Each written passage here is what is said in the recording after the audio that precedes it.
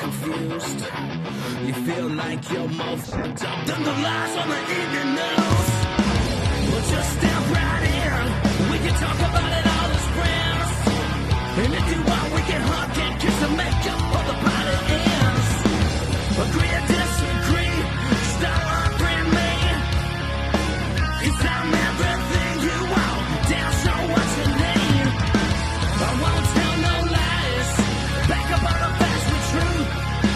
And if you can't get down with that, you must be somebody's dog.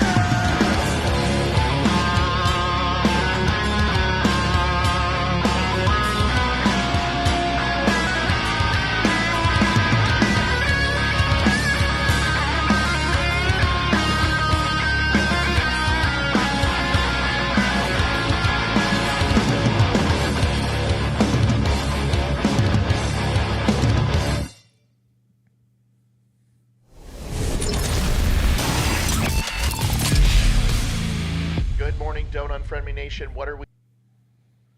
Hey, Hog Twins here. Check out our friend Matthew Spirit at his podcast at The Dumb Show and his website, don'tunfriendme.com. Yeah.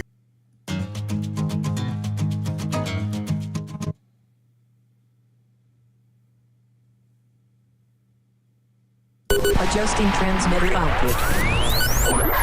This is the Don't Unfriend Me Show with your hosts, Matt, Leroy, Amy, Olivia, and Mike. Geopolitics, military analysis, and election coverage. Coming to you live on the Spreely.tv network and all major social media channels at The Dumb Show. Honest, direct, unfiltered. Monday, Wednesday, and Friday at 8 p.m. Eastern. We can agree, we can disagree. Just don't unfriend me. You can't see this. You should see this. This is Wuhan Whitmer. I can't get the angle. You can barely see it. It's over on Justin Barclay's page. If you haven't had a chance to go over there, go over there. It's pretty funny. Wuhan Whitmer. Oh, Republicans. You know, I'll be honest with you. Yep, I know I heard about the MQ-9. I have video of it. So, yeah, I'm not releasing anything. Sorry. MQ-9 was shot down. And who did it? Who did it? Was it Yemen? Was it the Houthis? The Houthis? The Luigis? The Barrios? Gosh, if only I would have called that too. I don't know, man. Feeling pretty good with predictions lately. In this election, you guys saw what happened. What did I say? Abortion? Didn't we talk about this 6 months ago, a year ago? And I was like, you know, shouldn't the Republicans propose something about abortion to kind of get everyone on the same page and get a party platform so they don't get their asses handed to them in the 2023 election? Didn't I say that? Oh, okay. All right. I guess it's just Dan Bongino and I. that are always right about things. Who's shocked? Virginia's blue, Ohio's blue, 37 states all went Democrats' way. Why? Well, I did a video on it today. Go watch it. We got the debate coming on, and Olivia's going to be on. She's working late. She works hard for her money, folks, so you better treat her right. I've got both. We're going to put them both in the window. And yes, I'm going to show a little bit of Donald Trump. We've heard what Donald Trump has to say. Yeah, I did say that, didn't I? Thank you. Said abortion. It was going to be on the ballot. They're like democracy. No. It was always about abortion. And it's not that anyone really truly cares. It's because people listen like good little automatons and Pavlov's dog, and they get the little treat and the bell rings. And all the little good Democrat automaton Gen Zers go out and go, yeah, abortion, uh-huh.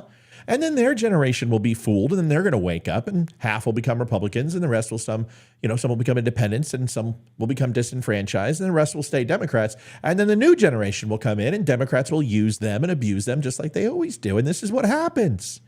And Republicans just sit there and go, they don't know what to do. Republicans are like, oh, let's talk about guns. That's a trigger. No. How about you do this? How about you just go ahead and point out the policies of the liberals when it comes to abortion and talk about the drastic things that they want. And if you would just talk about the right to life bill, Democrats would have a leg to stand on, but nobody talks about it because nobody knows which bill they want to go with. Do you go with Johnson's bill? Do you go with Marco Rubio's bill? Do you go with who? It's interesting. We've got some debate going on tonight. We're going to watch it. We're going to listen to it. I'm going to give you both, and I think you will enjoy it. Let's listen to the RNC debate first, and when Trump comes on, we'll listen to him a little bit. Salem Radio's The Hugh Hewitt Show. We are now just 68 days from the Iowa. Everyone, let me know if you can hear this okay. This is should be a little bit of a different debate, a little more contentious. I think NBC is going to come after people. It's Lester Holt, so of course he'll have some things to say, and NBC obviously is going to do it different than Fox. But let's make sure you heard that okay. And if it sounds good, let me know. Trump needs to shuffle up his speaking points, James says. Yeah, I agree. He needs to have a referendum on the GOP failure last night. And if he doesn't do anything but that, it's a complete failure on his part. We need to get it going. Lima Charlie. All right, let's listen to this debate rules because it's all stupid, I'm sure. Or speak over your fellow debaters. If you talk over each other, the voters can't hear you. And given the critical issues we're facing specifically on the world stage, we want everyone. DeSantis is wearing makeup. Safe. Continued interruptions may result in loss of additional questions. And to our audience. I don't know. Nikki Haley looks like she's coming to play. She's wearing white with a black collar. It's kind of, a little bit angelic and a little bit villainic. I think she's, just a little bit of black just to show that edge. She's going to have to come across softer tonight. She's going to have to be less war hawk. Let's see if she got some feedback. I think she did. I think she got the feedback. We're going to find out, and we'll hear this. Here you go. Governor DeSantis, let me begin with you on this one. Speak to Republican voters who are supporting Donald Trump. Why should you and not him be the Republican nominee to face Joe Biden a year from now? This country is in trouble, and the elites that have put us here, they don't care about you. They don't care that you're having to grapple with higher grocery prices or have higher gas prices. They don't care that your family's less secure because of the open border that's allowed drugs and even terrorists to come into this country.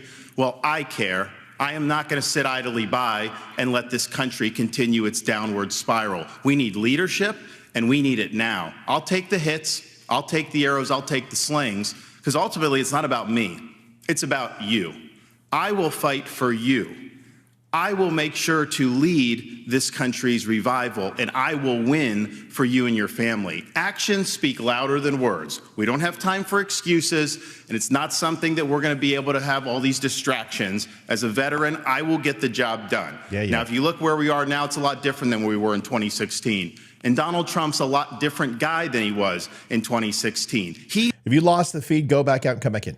And explain why he should get another chance. He should explain why he didn't have Mexico pay for the border wall. He should explain why he racked up so much debt. He should explain why he didn't drain the swamp. And he said Republicans were going to get tired of winning. Well, we saw last night, I'm sick of Republicans losing. In Florida, I showed how it's done. 1 year ago here, we won a historic victory, including a massive landslide right here in Miami-Dade County. That's how we have to do it. Just saying, since he started talking, 22,000 people have started watching this feed. So he's doing something right. And I will interrupt, folks. That's the way this works. I have to, and otherwise I get hit with copyright infringement, especially from NBC. Haley, why you and not the former president? Well, I think you look at the fact that we're almost $34 trillion in debt. 60% of Americans are living paycheck to paycheck. 50% of American families can't afford diapers. 1 in 6 American families can't pay their utility bills. You have parents who are worried about what's being said or taught to their child in the classroom. There's no transparency. We have anti-Semitism all over our college campuses, and students feel unsafe.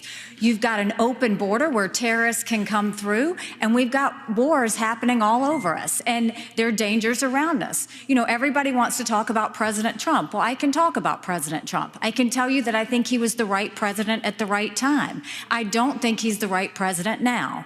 I think that he put us $8 trillion in debt, and our kids are never going to forgive us for that. I think the fact that he used to be right on Ukraine and foreign issues, now he's getting weak in the knees and trying to be friendly again. I think that we've got to go back to the fact that we can't live in the past. We can't live in other headlines. We've got to start focusing on what's going to make America strong and proud. And that's what I'm focused on doing. Let's make sure we pay down our debt. Theme tonight, go after Donald Trump because he's not there. And folks, I told you this was going to happen. I told you if Trump didn't show up, he was going to be fair game. And guess what? He absolutely deserves everything he gets tonight. And if you're going to get all sensitive, you're just not playing the political game. We're 12 months away. They have to hit Trump. They have to. He's not showing up. He's not there. He should be. This is completely normal. He's going to hit them tonight. So I don't want to hear it. They're disloyal. You know what? That ship has sailed. That's over. We're 12 months away. Now it's time to take the gloves off, and now it's time to go after everybody. So this is normal. Don't get all freaked out by this. They have every right to go after Trump right now. I think we need an accountant in the White House. Let's make sure that we have transparency in the classroom. As a mom, I know what that means. Let's make sure we secure our borders so that our families are safe. Let's get crime down because our families want to know that they can be safe no matter where they go. No, Bobby, absolutely not. The debates haven't been about Trump. In fact, very little. Only about 10% of the debates have been about Trump. This one is going to be a referendum on Trump. So no, absolutely not. And as the wife of a combat veteran, I will tell you, the military needs to know we have our back, and we need to make sure that America is strong. Ambassador, thank you very much. And, it's pretty strong. A lot of people say she's in second. Let me just caution the audience. Let's not go down this road. We've asked you to please, keep restraining yourselves and would be helpful so we can hear the candidates because these are important issues and the voters want and need to hear them. Mr. Ramaswamy, let me turn to you. Please make your case. Why should you be the nominee and not the former president? This should be interesting. I think there's something deeper going on in the Republican Party here, and I am upset about what happened last night. He's running for VP. We've become a party of losers at the end of the day. There's a cancer in the Republican establishment. Let's speak the truth. I mean, since Ronna McDaniel took over as chairwoman of the RNC in 2017, we have lost 2018, 2020, 2022, no red wave that never came. We got trounced last night in 2023. True. And I think that we have to have accountability in our party. For that matter, Ron, if you want to come on stage tonight. Vivek just, he watched my show today. And you resign, I will yield my time to you. And frankly, look, the people there cheering for losing in the Republican Party. Think about who's moderating this debate. This should be Tucker Carlson, Joe Rogan, and Elon Musk. We'd have 10 times the viewership, asking questions that GOP primary voters actually care about and bringing more people into our party. You think the Democrats... This guy's sucking up for VP, folks. I'm just telling you. I mean, we've got Kristen Welker here. You think the Democrats would actually hire Greg Gutfeld to host a Democratic debate? They wouldn't do it. And so the fact of the matter is, I mean, Kristen, I'm going to use this time because this is actually about you in the media and the corrupt media establishment. Ask you, the Trump-Russia collusion hoax that you pushed on this network for years, was that real or was that Hillary Clinton made-up disinformation? Answer the question. Go. Mr. Ross. They're not running for president, dude. They're not running for president, bro. I mean, yeah, go after the media, but is this the time? Is this your foreign policy? Is this your national? It's cute. I mean, it's going to get clicks, but I don't know. It's just Vivek. This is the way he is. He's way behind. He needs to make a stink, obviously. We need accountability. It's factually correct. I mean, I love it. I mean, I'm not going to say I don't love it. Go after the media, but if this is what you're going to do, this isn't going to win you votes. This is what you do on a Sunday talk show. This is what you do when you write a book. It's not necessarily what you do on a national debate stage. Especially when you're talking to, honestly, libertarians and you're talking to Democrats and middle of the road, moderate Republicans who actually watch this shit and watch this crappy channel. This is your chance to garner some votes from the 7% that will decide this election. I don't know if that does it, but we'll see. Because this media rigged the 2016 election. They rigged the 2020 election with the Hunter Biden laptop There we story. go. And they're going to rig this election. Your time is up. Accountability. Let me turn to Governor Christie. Why you, audience? That was the third largest applause. Let's not do this. Let's not do this. Let's let the candidates speak. Governor Christie, why you and not former President Trump? Well, Lester, look, you said it at the beginning of the debate. We are dealing with extraordinarily important issues facing this country right now. We have our greatest ally in the Middle East under fire from a terrorist group that has... I want you to listen to how great this is going to be, and then he's going to talk about Trump, and he's going to melt down like a Krispy Kreme donut. This is Chris Christie's MO. He sounds completely lucid, and you're like, oh, this guy's actually... Oh, no, never mind. ...committed to wiping them and every Jewish person in this world off the map. We have Ukraine with Vladimir Putin, a communist KGB dictator who wants to put the old band back together. He's starting in Ukraine, and he's going to move to the Baltics and Poland after that. No, he's not. We have inflation in this country that is choking every American family that wants to try to rise up and give their children. I am so sorry. I'm so sick of hearing that Putin's going to go into Poland. Putin can't even go down 7th Avenue in his own country, for Lord's sake. The guy won't even leave Russia. He's so terrified of what's... Listen, I have no love lost for Russia, but we have bigger fish to fry, please. Putin's going to Poland. Is he going to go to Disneyland after that? Come on, Christie, give me a break. Children a better life. And tonight, we need to decide which president is going to be the one to tackle the big issues, who's going to make this country look once again, not just inward, but look outward at the world and say America is the country, the indispensable nation that makes this a safer world. And in a safer world, American innovation, American hard work has always been the thing that has driven our country to greater things. I'm going to be the president who will do those big things. No, you won't. We're not going to be small, and I'll say this about Donald Trump. Anybody who's going to be spending the next year and a half of their life focusing on keeping themselves out of jail and courtrooms cannot lead this party or this country, and it needs to be said plainly. Governor, thank you. Let me turn to Senator Scott. Senator Scott, you've said former President Trump can't win. Make your case to Republican voters. Well, certainly. What I would say without any question is that the truth of my life destroys the lies of the radical left. We need a president and a candidate who will actually help our base solidify and attract independent voters into our party. The Great Opportunity Party is now winning back African-American voters and Hispanic voters because we are working on a foundation. I hate to say this. Right now on Rumble, there's about, I got to move the window real quick, 117,000 watching. And there's 67,000 people watching on Rumble the RNC debate. That's actually a pretty good ratio. That means this debate's actually being pretty highly watched, not just by Trump supporters, but all over the country. That's good. Just to be completely honest with you, there's only 2 people that should be up on this debate stage. It should be Nikki Haley and Ron DeSantis, and everyone else should be going home. I can't believe we've got 5 candidates up here. I think that's ridiculous. Vivek has no chance. Chris Christie has no chance. And it's just, and Scott, although a nice guy, he has no chance. This is between DeSantis and Haley, and it's only for the vice presidency. It's certainly not for the presidency. They both have a very high outside shot. And until the RNC actually cuts this down, all they're doing is undercutting themselves.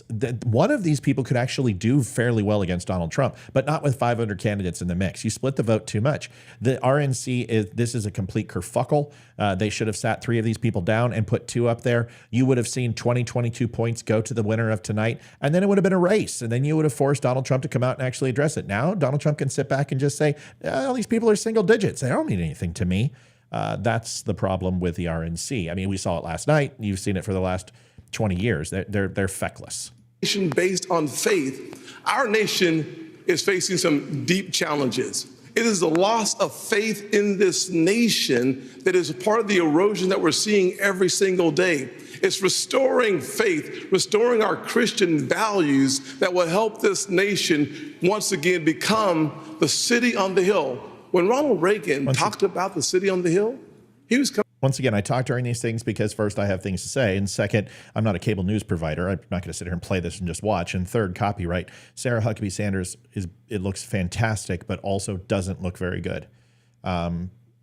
She looks fantastic because obviously she's lost some weight.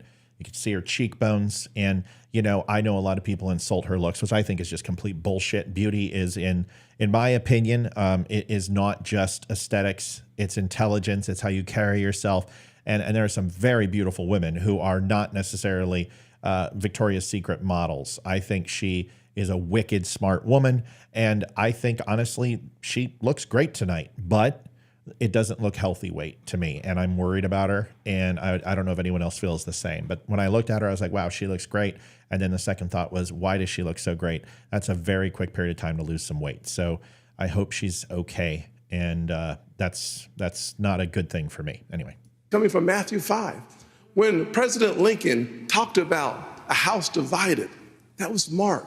Our founding documents speak to the importance of a faith foundation. You don't have to be a Christian for America to work for you, but America does not work without a faith. Tonight, we have to get back. The next commander-in-chief. You'll all be fielding questions blah, blah. First from me and the Republican Jewish Coalition, and then from Kristen and Hugh. So as we continue forward, the Israel-Hamas war is barely a month old. Tonight, Israeli troops are fighting inside Gaza City with over 200 hostages who remain captive there, and civilian casualties mount inside Gaza. As President of the United States, what would you be urging Israeli Prime Minister Benjamin Netanyahu to do at this moment? Governor DeSantis. I would be telling Bibi, finish the job once and for all with these butchers, Hamas. They're terrorists. They're massacring innocent people. They would wipe every Jew off the globe if they could. He cannot live with that threat right by his country. That Hamas should release every hostage and they should unconditionally surrender. I'm sick of hearing the media. I'm sick of hearing other people blame Israel just for defending itself. We will stand with Israel in word and in deed, in public and in private. And I can tell you, as governor, I actually did something about it. Biden's neglect has been atrocious. We had Floridians that were over there after the attack. He left them stranded. They couldn't get flights out. So I scrambled resources in Florida. I sent planes over to Israel, and I brought back over 700 people to safety.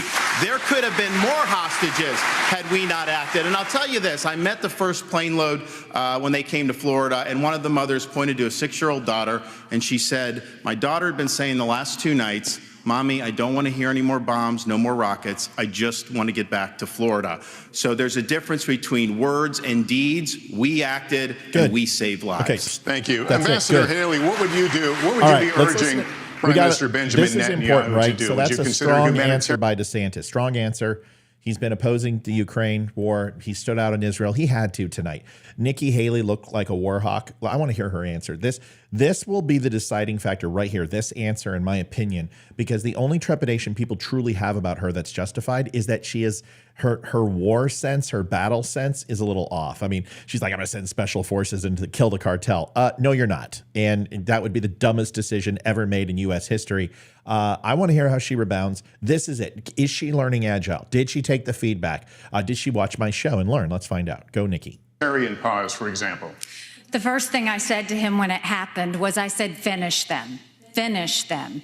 And the reason is I worked on this every day when I was at the United Nations. And we have to remember that they have to, 1, eliminate Hamas, 2, support Israel with whatever they need whenever they need it, and 3, make sure we bring our hostages home.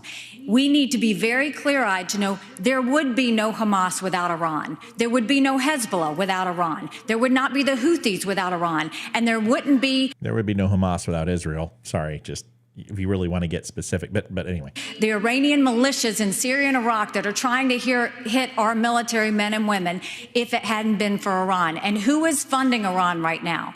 China is buying oil from Iran. Russia is getting drones and missiles from Iran. And there is an unholy alliance. We need to be clear-eyed. The last thing we need to do is to tell Israel what to do. The only thing we should be doing is supporting them and eliminating Hamas. It is not that Israel needs America. America needs Israel. They are the tip of the spear when it comes to this Islamic terrorism, and we need to make sure that we have their backs in that process. All right. Thank you. Mr. Ramaswamy.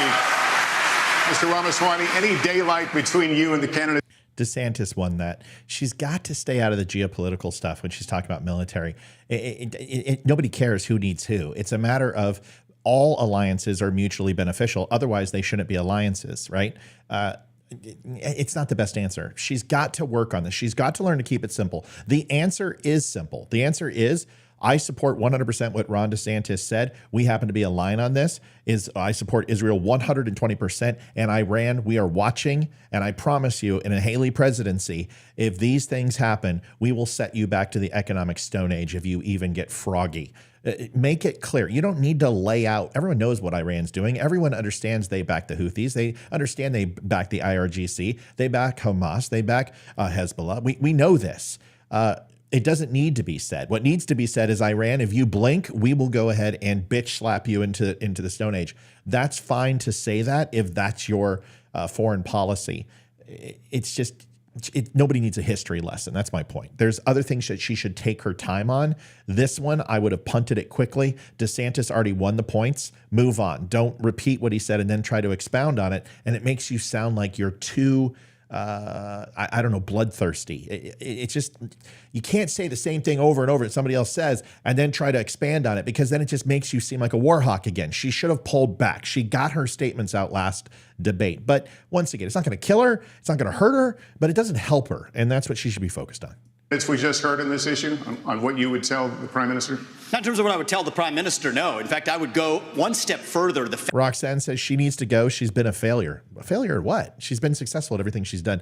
I don't have time to do this. We got too much to watch. The founding vision of Israel was based on the idea that they don't want to depend on anybody else's sympathy or direction in defending themselves. So what I would tell Bibi is that Israel has the right and the responsibility to defend itself. I would tell him to smoke those terrorists on his southern border, and then I'll tell him, as President of the United States, I'll be smoking the terrorists on our southern border. That's his responsibility. This is our responsibility. Dude, that's how we move forward. But I want to be careful. This guy's such a yutz. I told you guys, he's going to unravel. All you do is pull the thread. Donald Trump's coming on. We'll see. To avoid making the mistakes from the neocon establishment of the past. Corrupt politicians in both parties spent trillions, killed millions, made billions for themselves in places like Iraq and Afghanistan, fighting wars that sent thousands of our sons and daughters, people my age, to die in wars that did not advance anyone's interests, adding $7 trillion to our national debt. And Joe Biden sold off our foreign policy. Joe Biden's son, Hunter Biden, got a $5 million bribe from Ukraine. That's why we're sending $200 billion back to that same country. The fact of the matter is the Republican Party is not that much better. You have the likes of Nikki Haley, who stepped down from her time at the UN. Bankrupt or in debt was her family. Don't address him. Then she becomes a military contractor. Don't address him. She joins the board of Boeing and otherwise, and is now a multimillionaire. So I think that that's wrong when Republicans do it or Democrats do it. That's the choice we face. And this fucking guy got rich on big pharma, okay? And he was a 100% vaccine and COVID supporter and all the regulations that stood on small businesses' throat. He's a fucking billionaire. He's a shill. He's an Obama unknown. We saw this in 2008. We saw this in 2012. We don't fucking need to see it in 2024. Put this guy to bed and go looking for dinner. I'm done with him. Shill. Oh, I'd love to debate that little prick. Sorry, folks. I don't like the guy. Do you want a leader from a different generation who's going to put this country first? Or do you want Dick Cheney and billions? Shut up. Have to. They failed here, and they failed the people of the state of Israel. And so we need to work closely and better together to make sure, one, that they're degraded, and two, that we know everything that's going on inside. Sorry for pardon the language. I got a little fired up there. Donald Trump's coming on. I'm probably going to go ahead and pause this. I know Olivia wants to see it too. We're going to bounce back and forth, and we'll go from there. Let's listen to the Don. See what he has to say.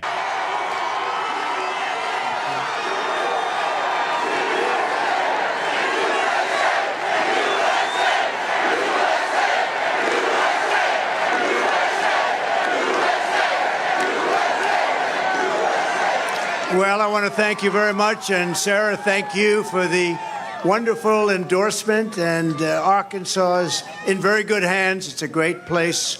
It's a great state. Florida, great state. We love to be with you. And I didn't have to come too far. I'm thrilled to be here in the heart of Miami with thousands of... Just want to let you know, if Donald Trump starts talking about stolen election, I got to mute him. I will not get banned from YouTube again. And I got a family to feed. I got a channel to grow. I'm not going to get, this is how I lost it last time. So just, if you want to talk about it, we can talk about it, but everyone knows my opinion and everyone knows his, and there's really no reason for me to play it. You've heard it. You can go watch any of those shows on any of my other channels, but I can't do it because YouTube will give me a hit. Proud, hardworking, God-fearing American patriots. That's what you are. No, I will not go full screen. Just think of it, 7 years ago tonight, on November 8th, 2016, the American people delivered the greatest election victory probably that the world has ever seen. Probably so. The only one that's going to be more important is the one that's coming up in 1 year from now. It's going to be more important, I think. On that magnificent day, you didn't just crush the dreams of a person that we used to call crooked Hillary Clinton. We don't call her that anymore. We call her beautiful Hillary. Because we use the word crooked for the president because he's crooked as you get. You stood up and smashed the grip of the globalists, the warmongers, the open borders lobby, the outsourcers, and all of the liars and leeches who had been sucking the life and blood right out of our country for years and years. And for 4 great years, we dealt the radical left maniacs and special interests one historic defeat after another because we put America first. It's very simple. They weren't too happy about it either, were they? Every day since our 2016 victory, that was some year, the sick political class we defeated has been trying to scratch and claw their way back into total control over our lives. They are working so hard. It's actually all they're good at. They're bad at policy, they're bad at everything, but they're only good at that, and they're really great at cheating in elections, but we're not going to let that happen. They've put you, me, my family, and our country through hell, but in the end they will fail and we will win because we will never stop fighting to save the America we love.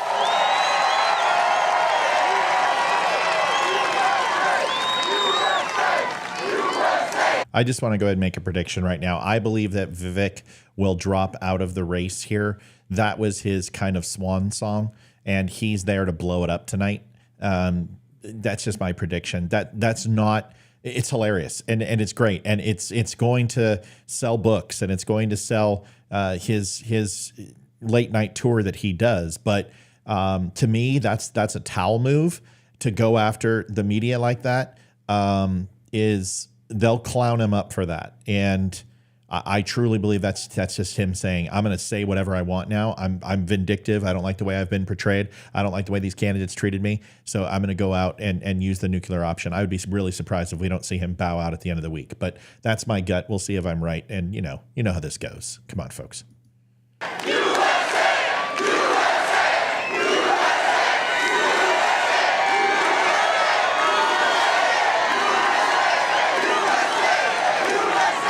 Victoria says, Matt, what candidate is closest to Reagan in contention today? So, like, which candidate is closest to Ronald Reagan as far as policy? Donald Trump and Nikki Haley, hands down, like, without a doubt.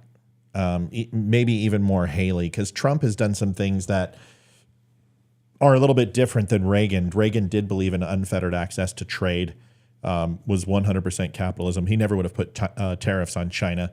I don't think he would have embraced Israel as much as Trump did. I think Nikki Haley probably would be a little bit closer to him.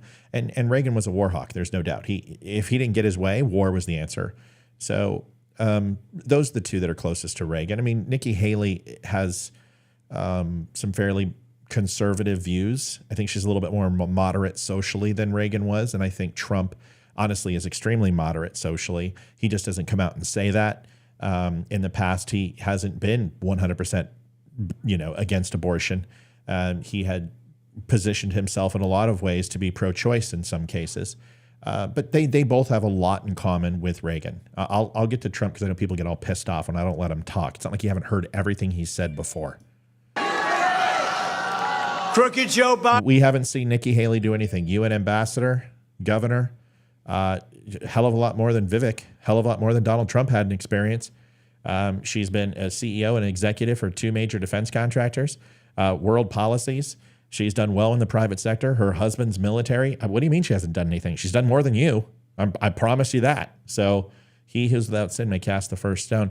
To sit here and say any of these panelists have done nothing is extremely myopic and short-sighted when Donald Trump was a fucking actor. And the radical left Democrats are turning the United States into communist Cuba. And you know, because we have a lot of great Cubans here. We have some great Cubans here. And nobody ever did more for Americans who love Cuba than a gentleman named Donald J. Trump when he was president. Dude, I got to pause it. I've got to pause it, and you guys have to respect it.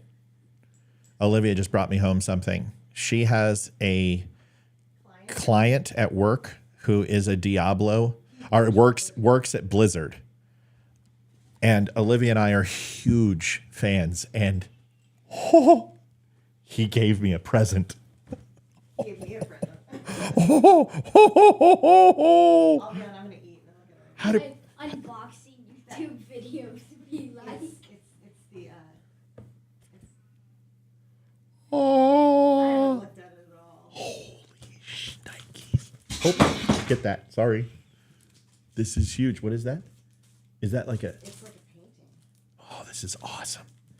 This is... Here, you want to throw it in there? Yeah. Oh, it's all magnetized. This is huge. You need to hang some. I don't know how much this is worth, but this is worth some bucks, man. This is this PS5 computer? What is this? Let me see.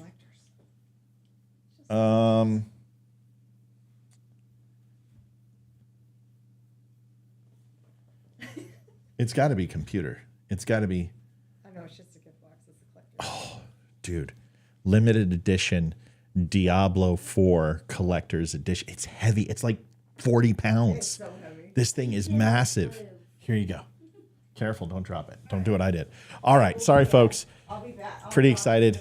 Yeah, mint. I don't care about saving it for money. I'm going to open that damn thing up and play with it. All right, let's get back to Donald Trump. Sorry, that's really cool. I love surprises. Tell him thank you, honey. Sorry, that's really cool. So anyway, here we go. Sorry.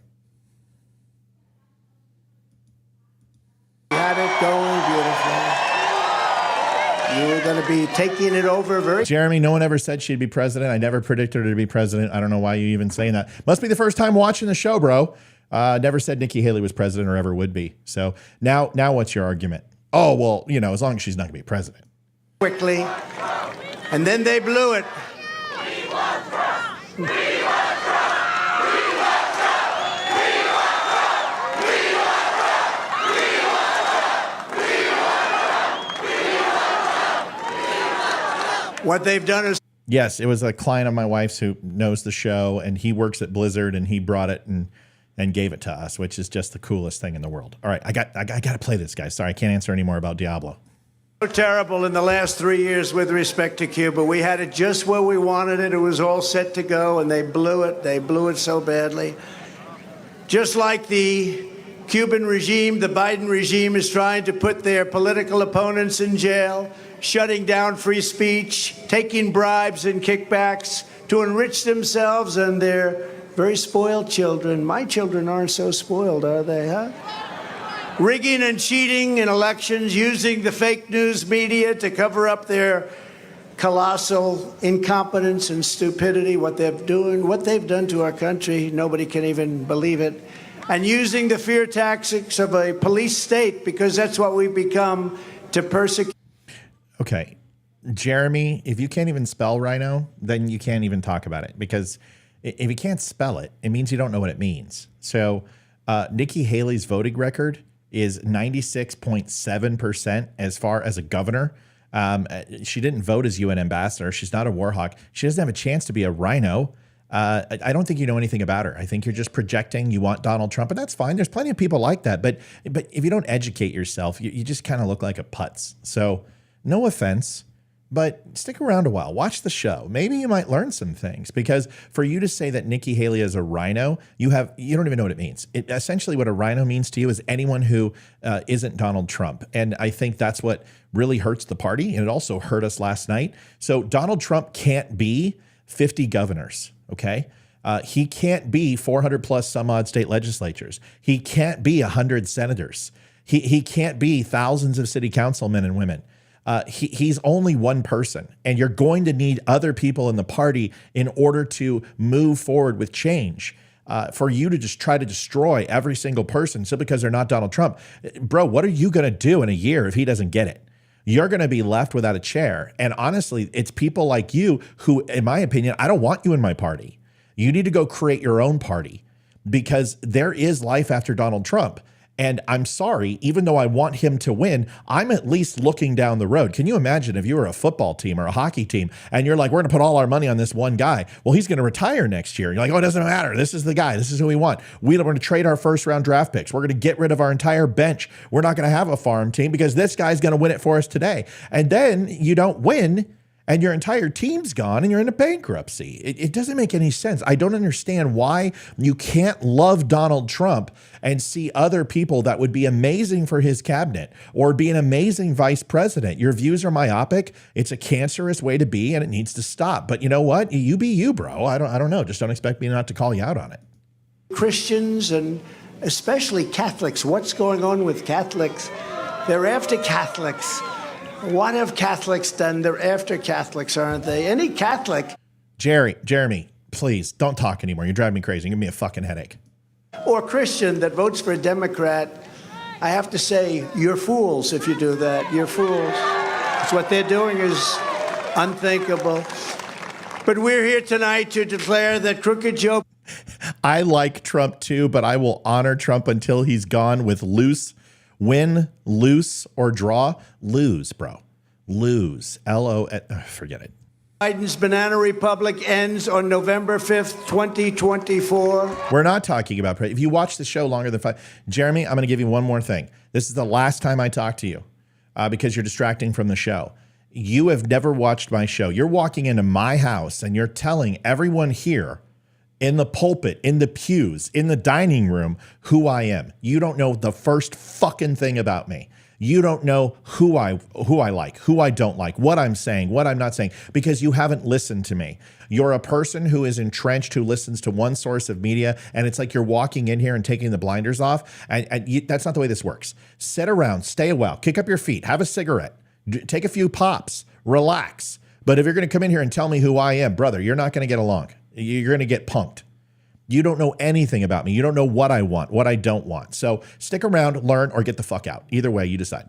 It ends.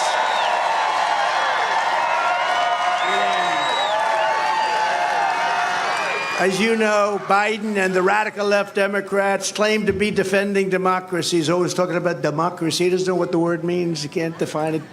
Jeremy, please don't go. Wait, stop. Don't leave. We'll miss you. Bye.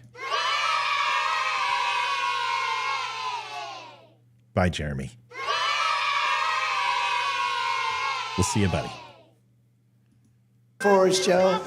Joe, what does MAGA stand for, Joe? Tell me. I don't know. I don't know.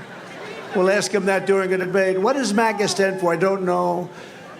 But like power-hungry regimes all over the world, just because they put the word democratic in their name does not make it true. The radical left Democrat communists are against voter ID. Therefore, open borders. How about that? Open borders where criminals come in from all over the world. They're for massive censorship and blacklisting. They're for shredding the Constitution, gutting the rule of law, and threatening their political opponents with violence and ruin. Remember, we are not the ones endangering American democracy. We are the ones saving American democracy. We are saving it from these very terrible people. If you don't want to let the communists destroy America like they destroyed Cuba, Venezuela, Nicaragua, and so many other countries, you need to send a message by voting Crooked Joe Biden and all of his friends, the people that are actually really running our country, and every last Democrat, get them the hell out of office. We have to get them out. So real quick, this is Trump is positioning. So A lot of people are like, well, he needs to stop talking about Biden. No. This is where he should talk about Biden. This needs to be a referendum on Biden. This is really the first time he has led with Biden directly, hasn't talked about his trial, hasn't talked about raising money, hasn't talked about something else that was stupid, the election, J6, whatever. He's focused on Biden, and he should. This is what he needs to do. The next 12 months needs to be a referendum on Biden. And every time they try to change the topic, he needs to go right back to it. So I don't have a problem with this, but he does need to blend in some policy. I'm not going to stay on Trump all night. I want to hear the RNC debate. I want to see what's going on. I have a feeling this will really decide the top two on this, and it is important. Whether you know it or not, this isn't going to be as easy as you guys think with Trump just coasting into the RNC. I don't foresee that happening. It will narrow when they get down to one or two candidates.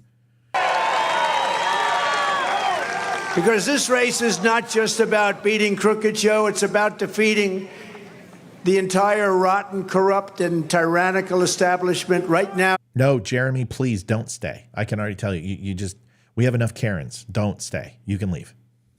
You have in Washington, D.C., nobody thought would see this. This election will decide whether power in America belongs to them forever or whether it belongs to you, the men and women who make this country great, who make this country run. 2024 is our final battle. Stand with me in the fight.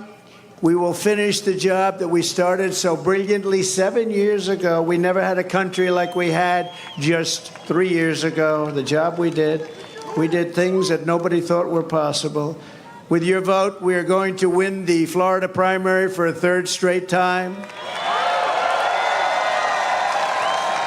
We are going to win this wonderful state in a landslide like we have done right from the beginning. Remember, you got to remember, we got 1.2. I don't know. The ratings on the RNC debate are actually fairly good, so I'm not sure why people are saying they're not. There's 127,000 on Rumble. They're sitting at 70, 80,000 on RNC. Rumble is a Trump channel. So right now the ratings look fairly decent for the RNC. I disagree. I think people are tuning in, especially after last night. They want to know what's going on. People are looking for answers, and they don't feel comfortable. Republicans/conservatives who saw what happened last night with Democrats kicking the living shit out of our party, I think people are looking for answers. And I think people are going to get into this election cycle a lot faster than they usually do. Usually it's 3 to 6 months before the election. I think people are starting to look now. And that's good. That's good for America. It's good for people. We need an educated voter base. I wouldn't shun this debate over on the other channel. I think it's a mistake. 2 million more votes than Ron DeSanctimonious. You know that, right? Everyone says, oh, he did so well. He did well because I endorsed him. That's the only reason he was gone. But we got 1.2 million more votes than Ron DeSantis, as NBC called him the other day. Ladies and gentlemen, Governor Ron DeSantis. That's called good branding, isn't it? Did we do a good job? And we're going to make America great again, greater than ever before. That's what's going to happen. And job number one is to make America safe again.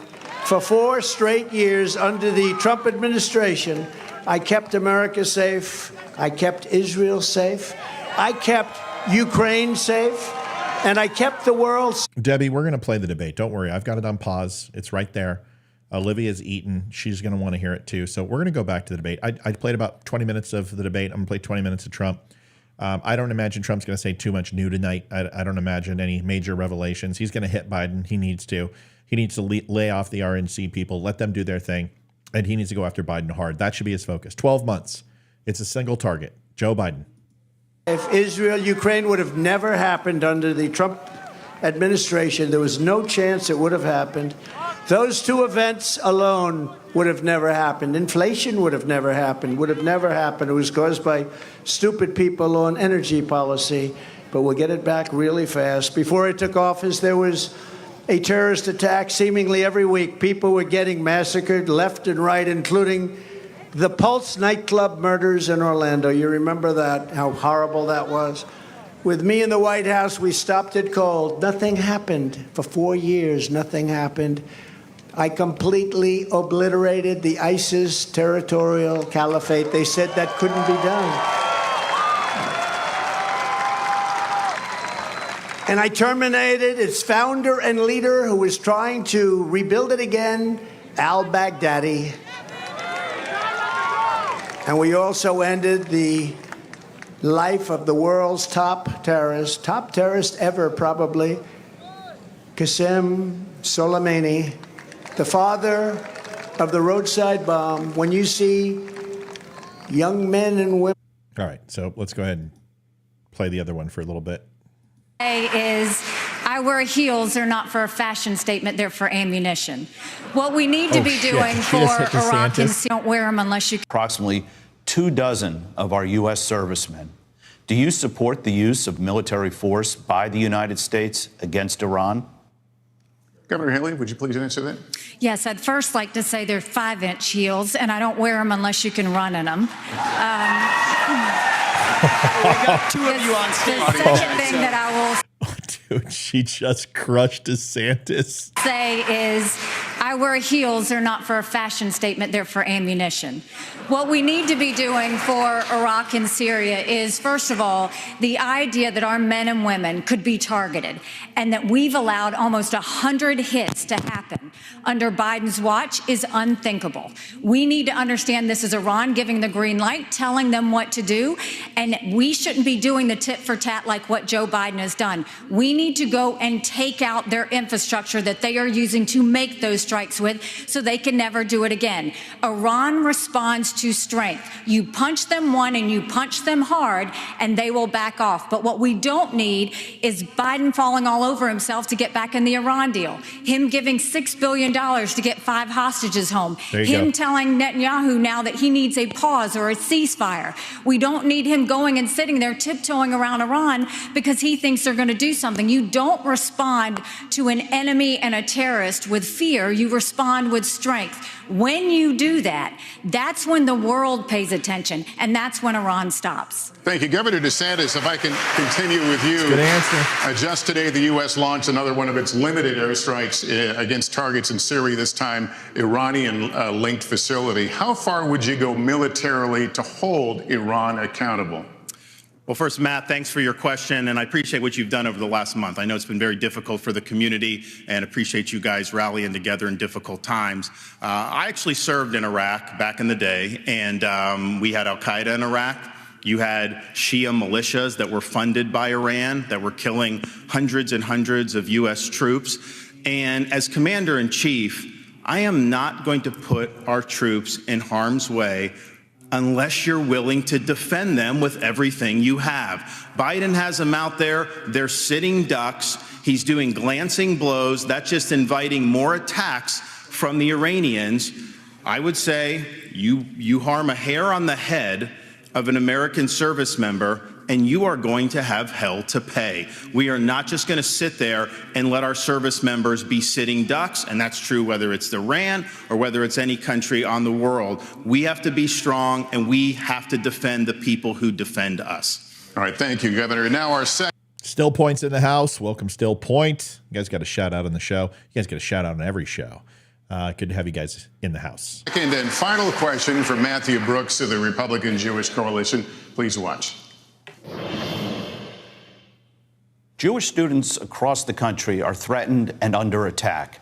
What do you say to Jewish students on college campuses who feel unsafe given the dramatic rise in anti-Semitism?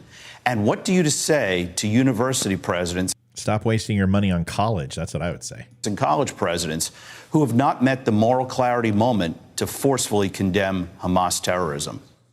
Mr. Ramaswamy, would you like to take that one? Absolutely. I think the scourge of anti-Semitism across this country, including at places like my alma maters and places like Brooklyn Bridge in New York, it's sad to see, but here's what history teaches us. Anti-Semitism is a symptom of a deeper cancer in a country and a society that is lost, and we are lost. Several years ago when I wrote my first book, Woke Inc., I was talking about they were chanting death to America. Death to white people, death to Christians. Nobody was waking up back then. Now it's even bad. Now they're saying death to Israel and worse. So it is wrong, but we have to get to the root cause here. Now, I think it's really important that we do this through leadership, not censorship. Leadership means fill that void with purpose and meaning. Dilute this wokeism and This is the greatest non-answer ever told. Anti-Semitism to irrelevance. These kids, they have no idea what the heck they're even talking about when they're siding with Hamas over Israel. They are fools.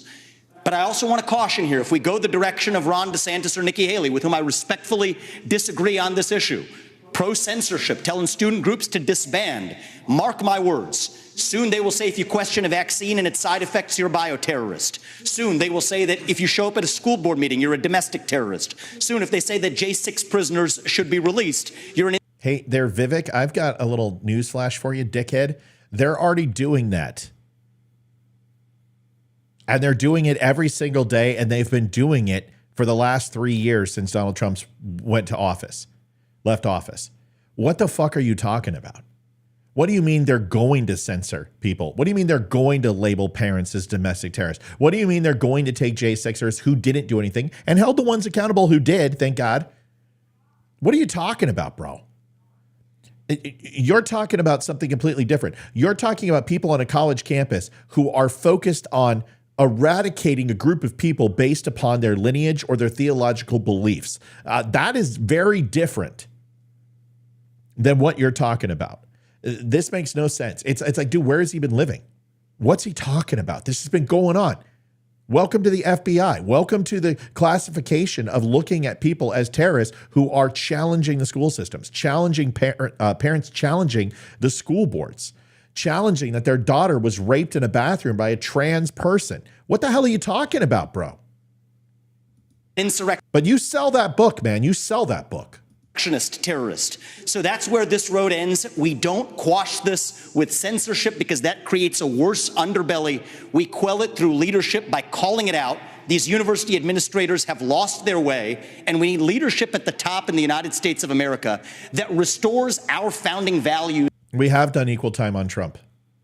And that has no place for this kind of anti-Semitic hate. That's where I stand while respecting our Constitution. Your time is out. Senator Scott, let me get you to weigh in on what you just heard. Well, let me just... See, you want to give equal time to Trump? Fine. Okay? Let's go listen to what Donald Trump's saying. And they got off that thing so fast you wouldn't believe. And they all left. We ended the problem.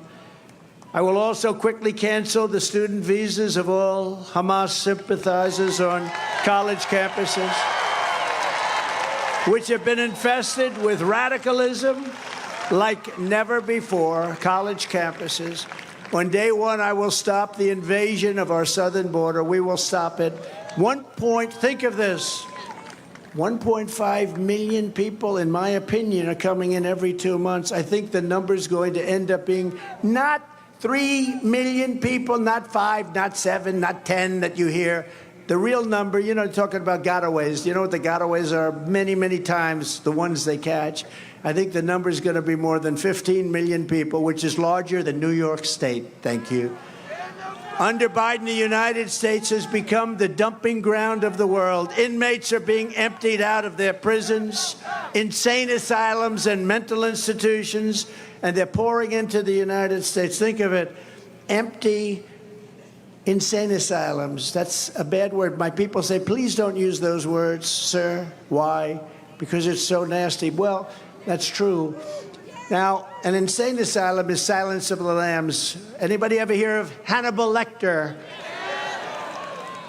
He was a nice fellow, but that's what's coming into our country right now.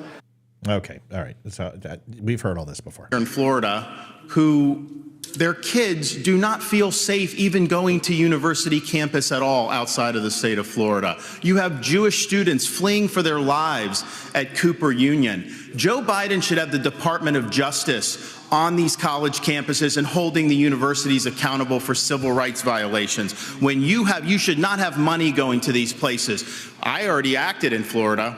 We had a group, Students for Justice of Palestine. They said they are common cause with Hamas. They said, we're not just in solidarity, this is what we are. We deactivated them. We're not going to use state tax dollars to fund jihad. No way. And what is Biden doing? Not only is he not helping the Jewish students who are being persecuted, he is launching an initiative to combat so-called Islamophobia. No, it's the anti-Semitism that's spiraling out of control. Right. That is what we have to confront. And as president, I can tell you this, we are not going to stand for this on college campuses any longer. All right, Governor, thank you. Let me turn to Governor Christie. And considering what he just said, you led a state with a sizable Muslim or Muslim. No. Never a false environment. A false more Hamas and Hezbollah. Listen, I'm assuming nobody wants to listen to Christie, right? And nobody wants to listen to Scott. I think that's fair. It's Vivek, it's Nikki and Haley and DeSantis, right? Okay, good. Because yeah. And the Jewish people. The country is all. And justice and Hamas and Hezbollah stand for death. Governor Christie, thank you. Ambassador Haley, what do you say to Americans who are simply afraid right now in this current environment that we're talking about? I think, you look at the country, and the country is all out of sorts. I think, look at what these kids are dealing with on college campuses. What makes me so angry is not only do you have the kids barricaded in the library, they've said they were going to shoot up the kosher dining hall. You've got kids' dorm rooms who are being set on fire because they have something related to Israel on their doors. No person should ever feel in danger like this. This echo is driving me crazy. It's not from us. It's from the show. So it's only on her mic, and it's echoing in the chamber. Somebody needs to turn down the overall sensitivity of that mic. And this is what I would say about our college presidents, is if the KKK were doing this, every college president would be up in arms. This is no different. You should treat it exactly the same. Anti-Semitism is just as awful as racism, and we've got to make sure they're protected. And for everybody that's protesting on these college campuses in favor of Hamas, let me remind you something. Hamas said death to Israel and death to America. They hate and would kill you too. And the idea that they're talking about genocide for the Jewish people, that's not the values of America. That's not us. We're better than that. We don't need to celebrate terrorists. We don't need to celebrate genocide. We don't need to celebrate violence towards anybody. We need to go back and soul search in our country and remember what we are about. And we are about taking care of people, not going and making them live in fear because some other terrorist activity says they want to destroy them. Ambassador, thank you. Chris. That's a good answer. I like that one. Profit or so-called aid organization supporting the caravans, a name I came up with. And by the way, right now you have the largest caravan that anybody has ever seen walking through Mexico and making its way into your country. It's a disgrace. We will prosecute them for their participation in human trafficking. Our country. Our. Campaign manager, get on that shit. Our country, Donald. Child smuggling and every other crime that we can find. I will also use Title 42 to end the child trafficking crisis by returning all trafficked children to their families in their home countries immediately, back to their parents, where they were stolen from their parents. You saw the movie Freedom. They were stolen from their parents. It's no wonder crooked Joe Biden and the far-left lunatics are desperate to stop us by any means necessary. They're weaponizing law enforcement for high-level election interference. That's what it is. They want to damage our name and my name so we don't quite get over that little threshold that we have to. But right now, our numbers are higher than they've ever been. You see that, the poll numbers. We're beating them so badly in the polls. You probably saw last week the New York Times, no big fan of mine, I would say, and the Siena poll, very respected, of the general election. We are leading crooked Joe Biden in almost all of the swing states. In Pennsylvania, we're up 4. In Michigan, we're up 5. In Arizona, we're up 5. In Georgia, we're up 6. In Nevada, we're up 11 points. And nationally, we're up at numbers that, frankly, nobody's seen before. Nobody has seen it before. And I don't think I've changed that much, but when you look at the difference between what we did, the success that we had just 3 years ago with the energy independence and even dominance, all of the things that we had, and then you look at what's happening right now, it's a big contrast. We're proud to see that these great numbers are led by... Can I just say that I am extremely lucky to wake up to you every morning and to go to bed with you every night. You just walked in and, man, you look stunning. just damn good. Trying to get laid. I think that's a valiant effort. Hey. Hi. Welcome to the show, Libby. Hello, everyone. All right, we're listening to Donald. We're going to get back to some of the things. So he didn't go to the debate? No, he did not go. And they're lighting him up like a Christmas tree. Good. He needs to be. But he's also doing well. He's doing fine. He went after Joe Biden. He's sticking to the script. He's not talking about J6. He's not talking about the election. He's not talking about the court. He still needs to be at the debate. I agree, but it's too late now. This is the last one. DeSantis is doing fine. Nikki's pretty damn strong tonight. Vivek is just spitting all over the place. And Scott and Christie are irrelevant as usual. Here's Donald. Just wanted to keep you in the loop. Nikki went after Ron DeSantis wearing high heels, which was fucking fantastic. She crushed him because he's so short. And I guess they said something about her heels, and she was actually like her 5-inch stilettos. You know, how can she? You know, it was obviously knocking on a woman comment, and she just turned it right around on DeSantis and mentioned his heels that he wears when he's behind the podium. It was pretty good. Support from Hispanic Americans, African Americans, and young people. How about that? Vivek may be spitting the real truth, but Vivek doesn't have one thing that he's going to do about all of this. That's the problem. He definitely can recite. He just said that there's a possibility of Democrats labeling citizens as domestic terrorists, to weaponize the FBI and the Department of Justice. Where the hell's he been? No, I disagree. I don't think Vivek. Yeah.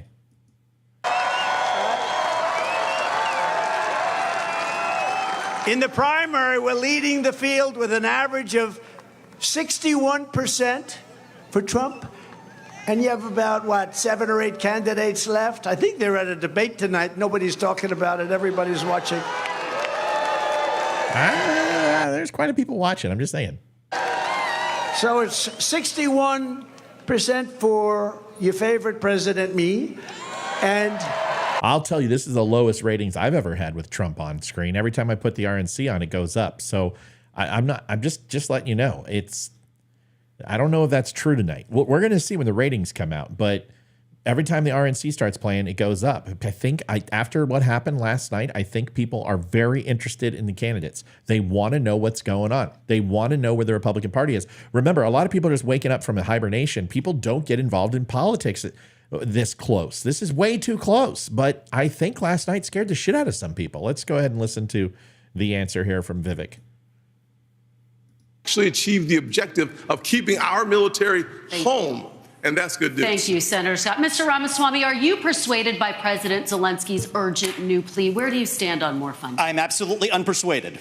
And I'm actually enjoying watching the Ukraine hawks quietly, delicately tiptoe back from their position as this thing has unwound into a disaster. The first half of this race, I was the only person standing for it. Now they're actually quietly coming around to being more cautious, as they should. Level with the American people here. Ukraine is not a paragon of democracy.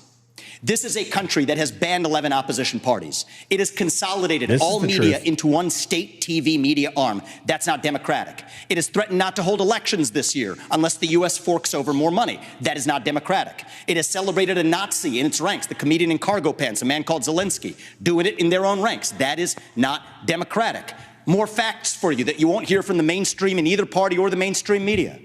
The regions of Ukraine that are occupied by Russia right now in the Donbass, Luhansk, Donetsk. These are Russian-speaking regions that have not even been part of Ukraine since 2014, that other people probably couldn't name those provinces for you. Those are the hard facts. And so to frame this as some kind of battle between good versus evil, don't buy it. And I'd like the likes of the sharpest of the war hawks on Ukraine, Nikki Haley, to have some accountability and answer. Do you want to use U.S. taxpayer money to fund the banning of Christians? That is actually what's happening. They're using Orthodox. Christians is so, listen, Christians, you need to shore it up. Okay. You need to find all these different religions that claim to be Christian, and we need to segment a little bit because people are using the word Christian for everything. I mean, Mormons are Christian, Catholics are Christian, Orthodox are Christian. Everybody's Christian. Can we get a little bit more granular on this, please? Because My Yaya and Papu were Greek Orthodox, and trust me, the farthest thing that they were Christian. I don't understand why everybody's Christian anyway. The Ukrainian Orthodox Church, they have banned them. There it is. The Ukrainian parliament just did this last week, supported by our dollars. And I think you owe it to the American people, Nikki, to at least this one Mr. time at least Ramaswamy, condemn. thank you. That's time. Look at her. See, she's learning, man. She's just gonna let him talk. She's gonna let him talk and formulate the answer. I got to give her credit. Liv, people like your Punisher shirt. Go to thedumbshow.com and go. She's going to give you the link. She's going to go look it up and give you guys the link. Let's hear what Nikki has to say on this, and then we'll bounce back unless DeSantis gets involved. At least to Mr. condemn Ramaswamy, their thank banning you. of Christians. Mr. Ramaswamy, or else thank we're you. talking out of both sides. Mr. Ramaswamy, thank you. We asked the questions. Ambassador Haley. Yeah. I know. I understand they're followers of Christ, but you come on. I'm just trying to say every single religion that you hear about is denounced as Christian, and there's different forms of Christianity.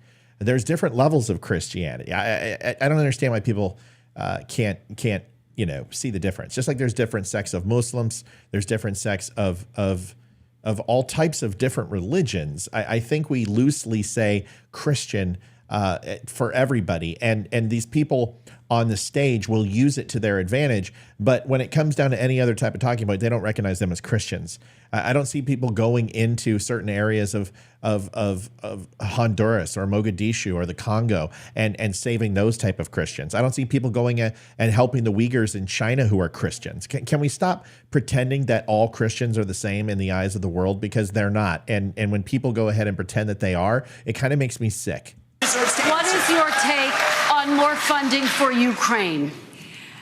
I am telling you, Putin and President Xi are salivating at the thought that someone like that could become president. They would love to see The fact of the matter is she doesn't answer the question. Shut up, Divot. We're driving Let her talk. Shut up. Ramaswamy, Because of you these had foolish your time to policies. talk. The ambassador has the floor. Ambassador, Thank you. The first Oh, MSNBC. She got a little Z formation there. The ambassador has the floor. You male machismo dick. thing I'll tell you is we all remember what that thug did when he invaded Ukraine. We all know that 500,000 people have died because of Putin. And here is a freedom-loving, pro-American country that is fighting for its survival and its democracy. No, I don't think we should give them cash. I think we should give them the equipment and the ammunition to win. And I'll tell you, if Biden had done it when they first asked for it, this war would be over. But let's also remember this. When you left Afghanistan in shambles and left them with a ton of weapons and money, it's not that we left, it's how we left. When you look at Ukraine, don't think for a second, now everybody wants to move away from Ukraine. They'll want to move away from Israel a year from now. America can never be so arrogant to think we don't need friends. After 9/11, we needed a lot of friends. Now is the time to get partnerships.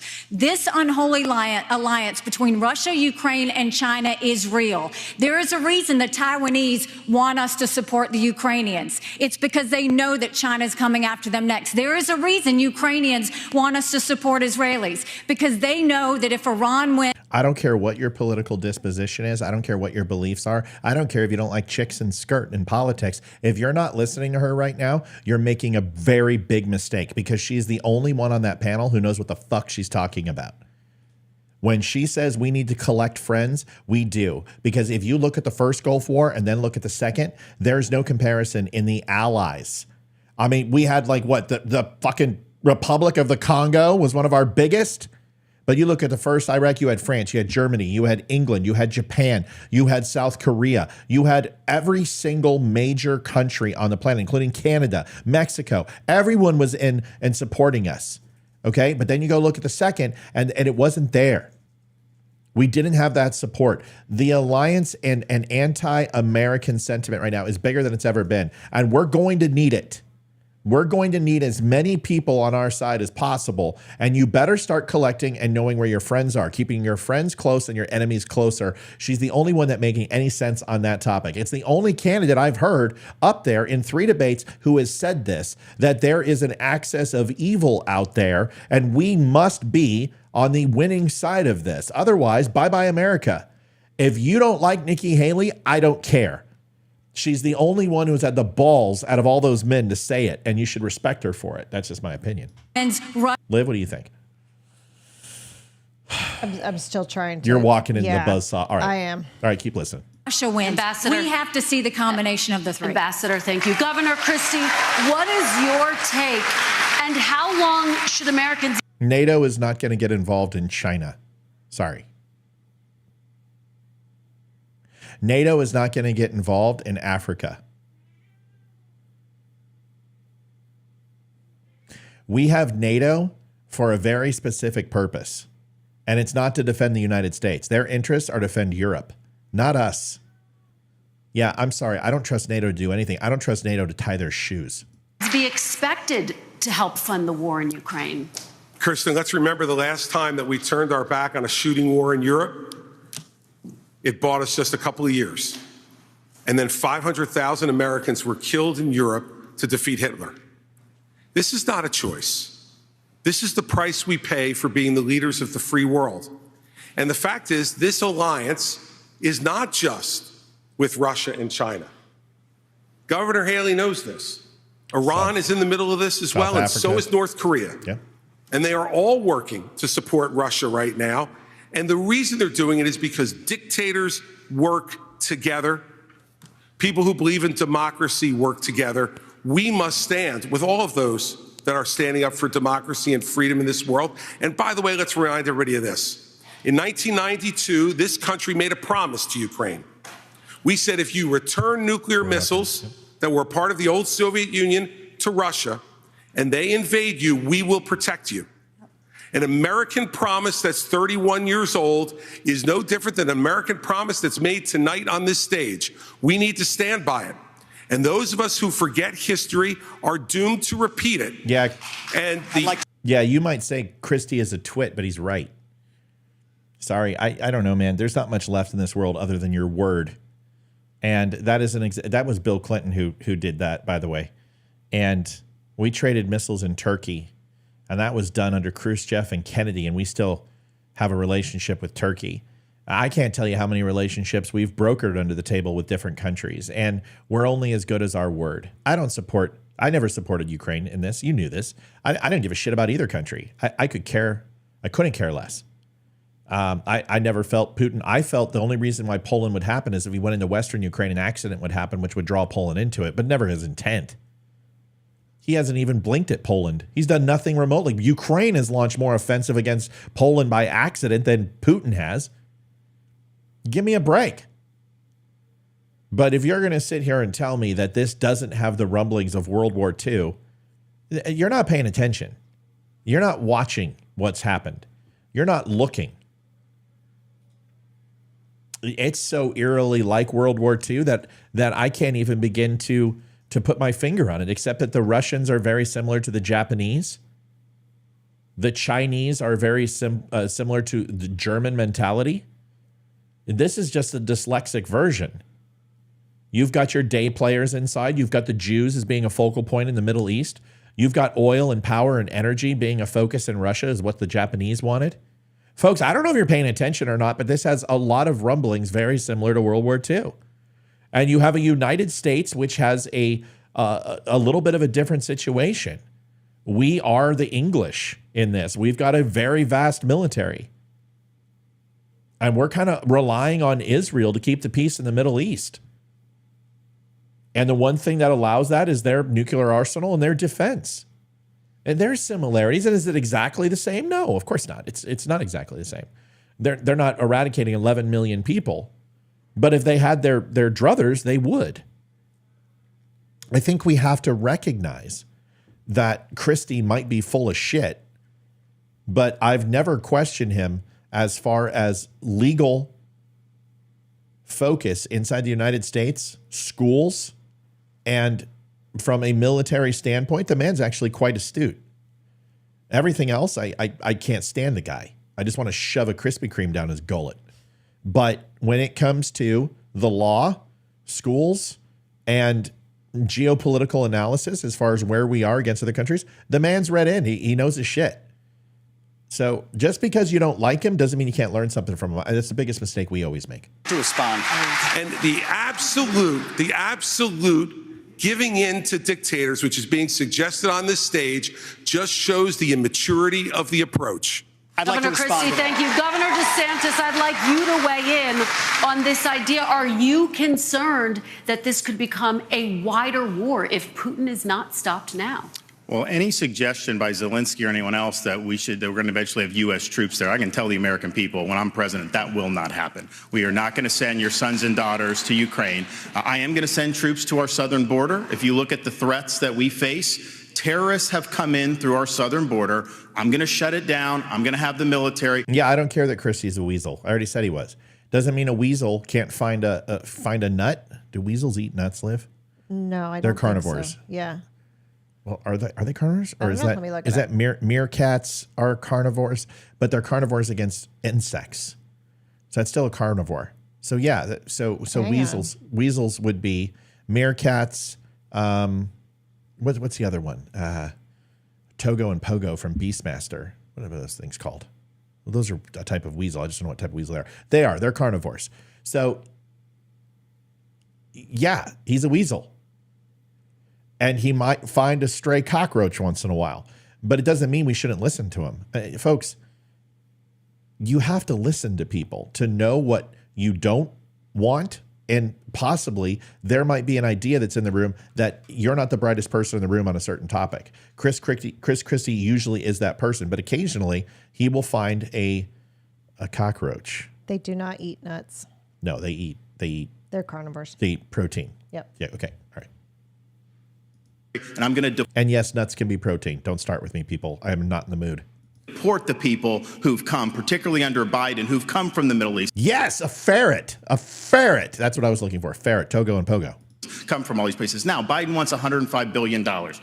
60, most of that's Ukraine, including some of it going to pay pensions for bureaucrats and yes, and weasels can kill chickens. Enough, okay?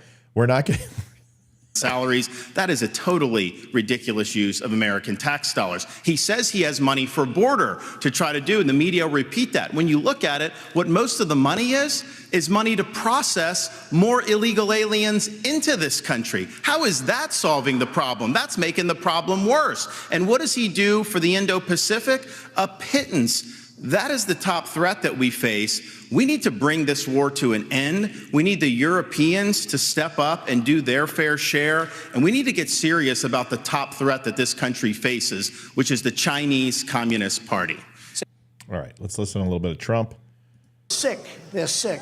And we're not going to let them get away with it. We're not going to let it happen. And it happened once. It's not going to happen twice. You know, we did much better the second time than we did the first. I say it proudly.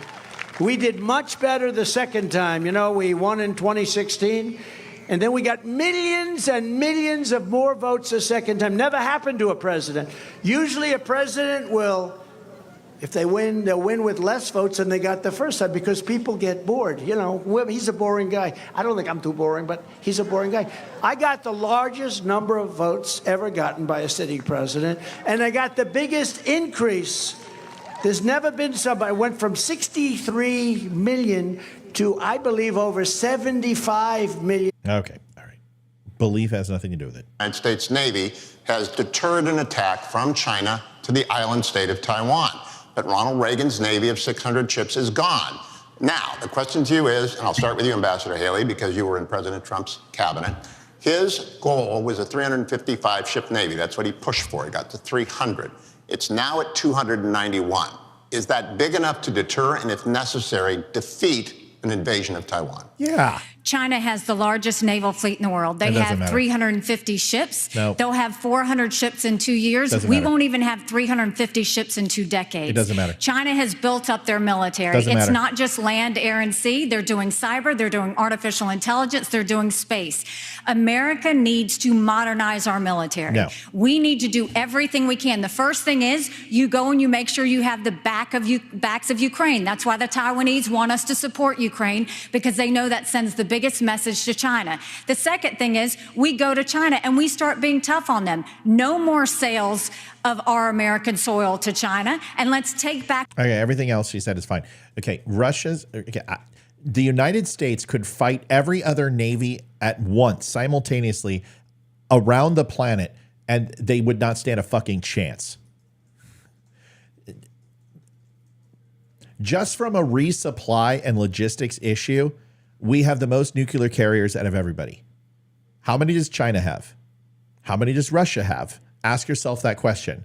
So not only from an overall speed perspective, from elusivity perspective, from getting to places with rapidity and alacrity, the United States Navy will run circles around everybody. Then you got to talk about our weapon systems.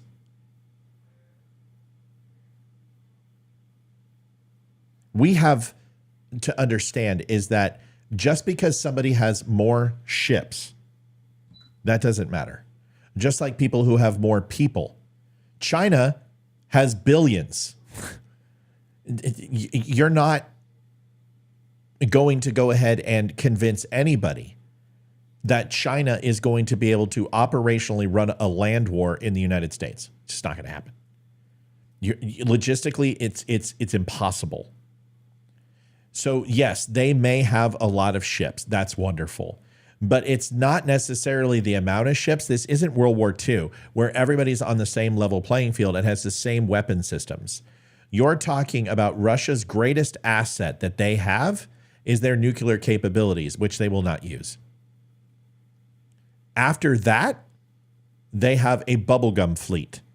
And China, although has numbers, they don't have the naval technology that we do.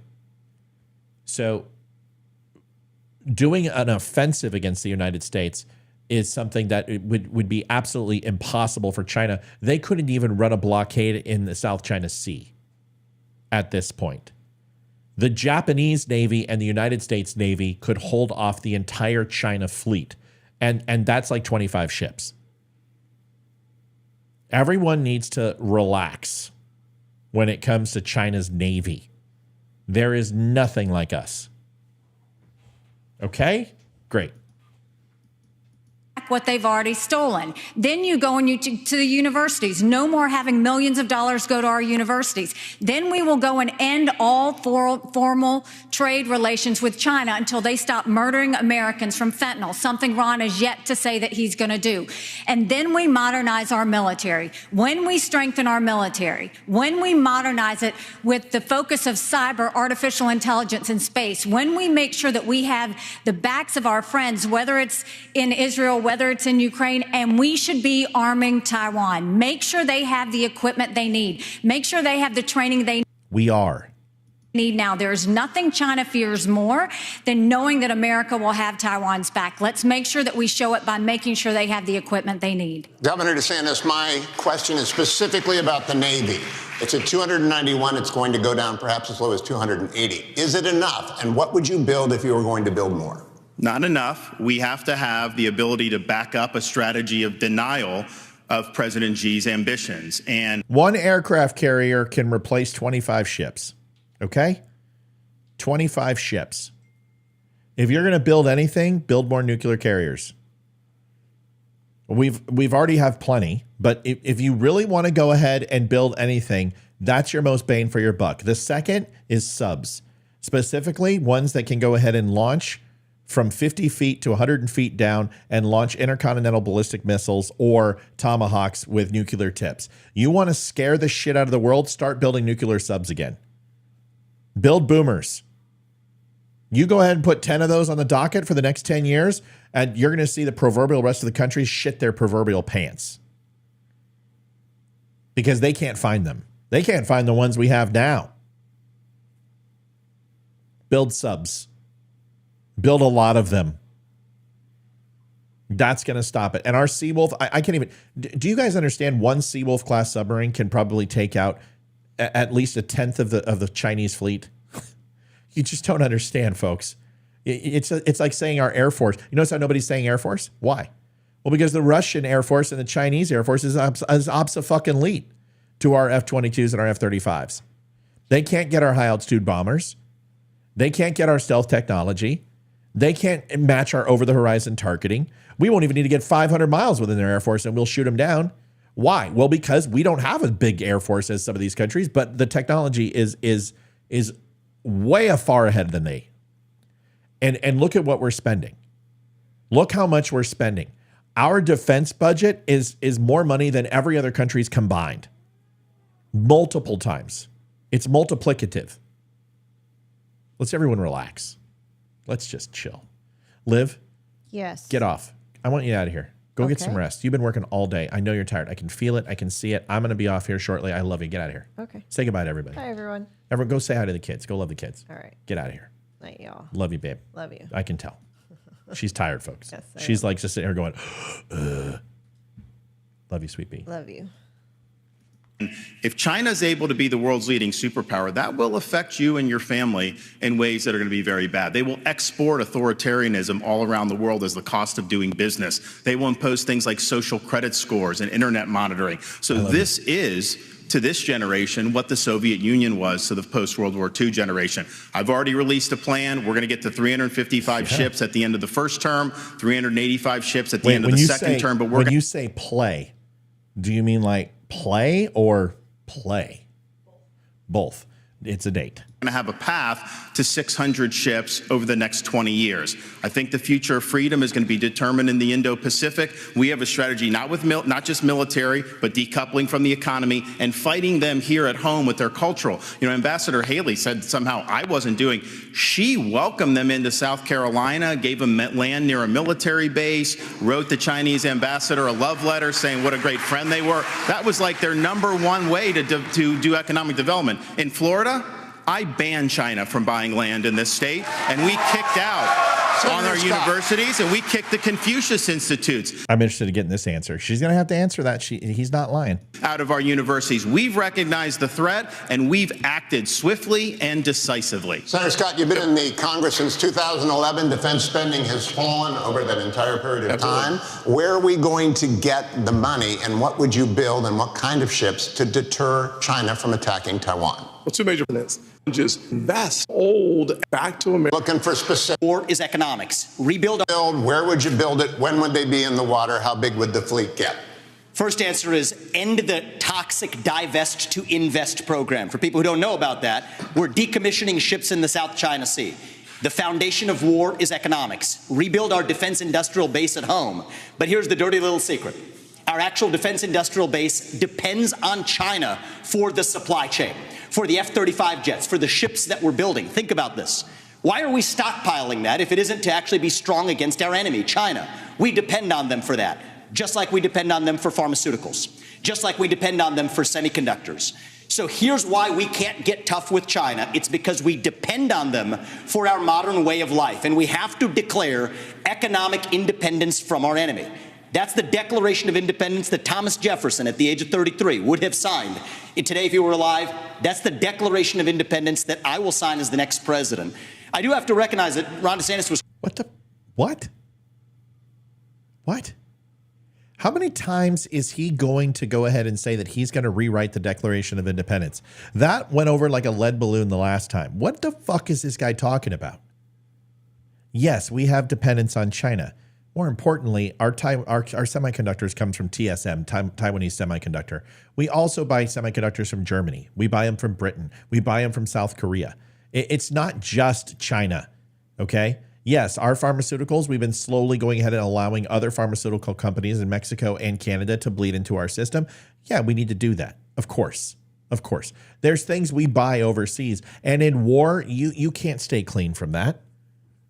You're going to have trade partners that you have conflicts with, and the trade will either continue or stop. You can't change that.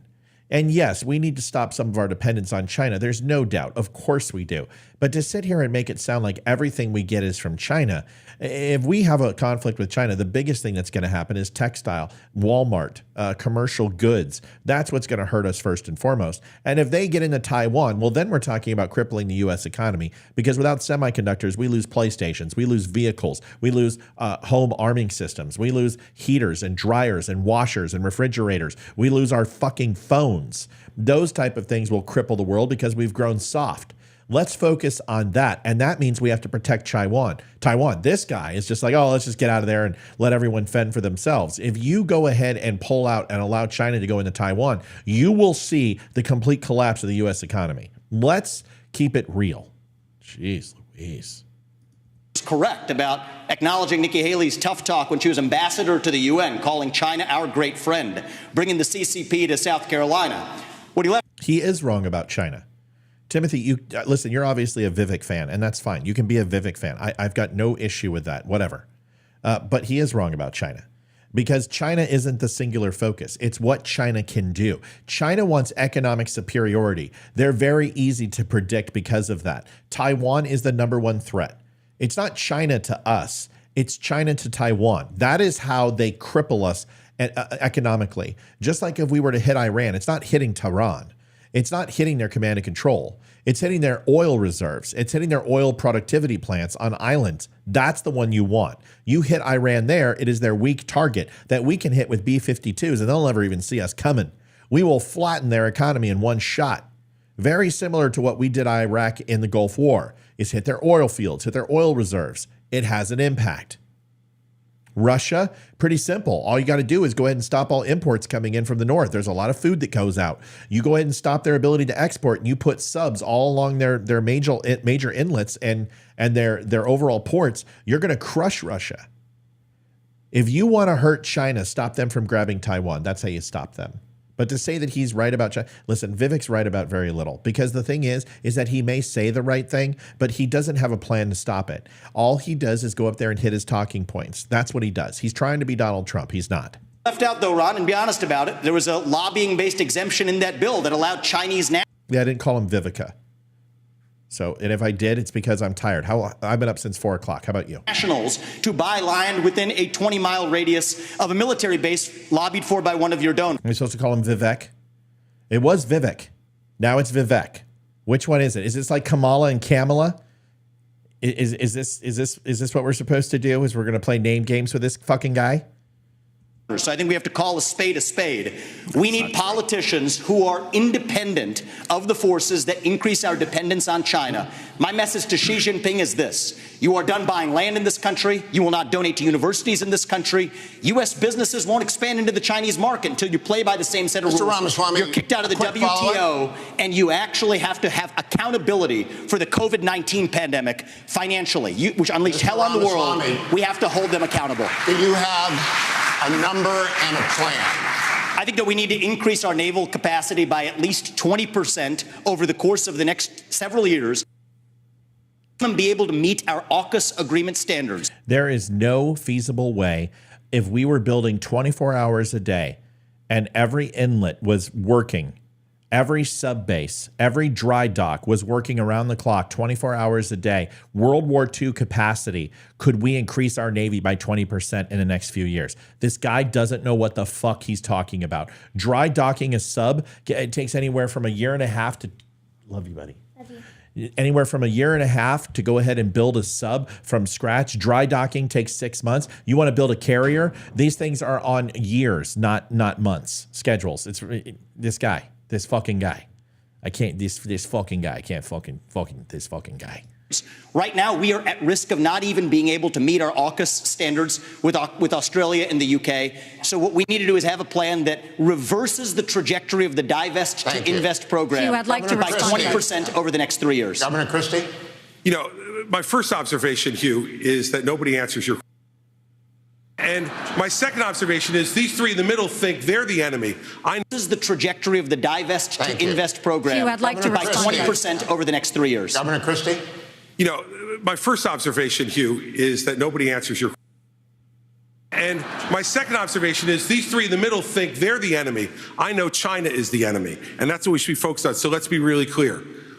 The nuclear submarines in this United States Navy is the greatest deterrent to Chinese aggression, and that is the first place I would go to increase American naval power. Our nuclear submarines are able to move stealthily, quietly, and effectively, and if we are going to deter China from invading Taiwan, the only way we're going to do it is to make sure that they don't know whether how many nuclear submarines from the United States of America are in the South China Sea and in that area. You just remember what I just said, and you go ahead and you hit me for saying Vivek or whatever the fuck his name is. Listen, I don't care about the minor things that I get wrong. I only care about what I get right, which is damn near everything. Because Chris Christie, whether you like him or not, he's right. And it's not just right because he agreed with me. It's right because that is the solution. You want to scare the shit out of these countries, you put subs that they can't find. That is the one thing that has been making people shit the proverbial diaper for the last 45, 50 years is our sub fleet. So if you want to go ahead and play grab ass with his name, it's not, oh, we're going to go ahead and build it by 20%. We're going to increase it by 20%. Where does he get that number? First of all, why do you believe that a larger Navy is a better Navy?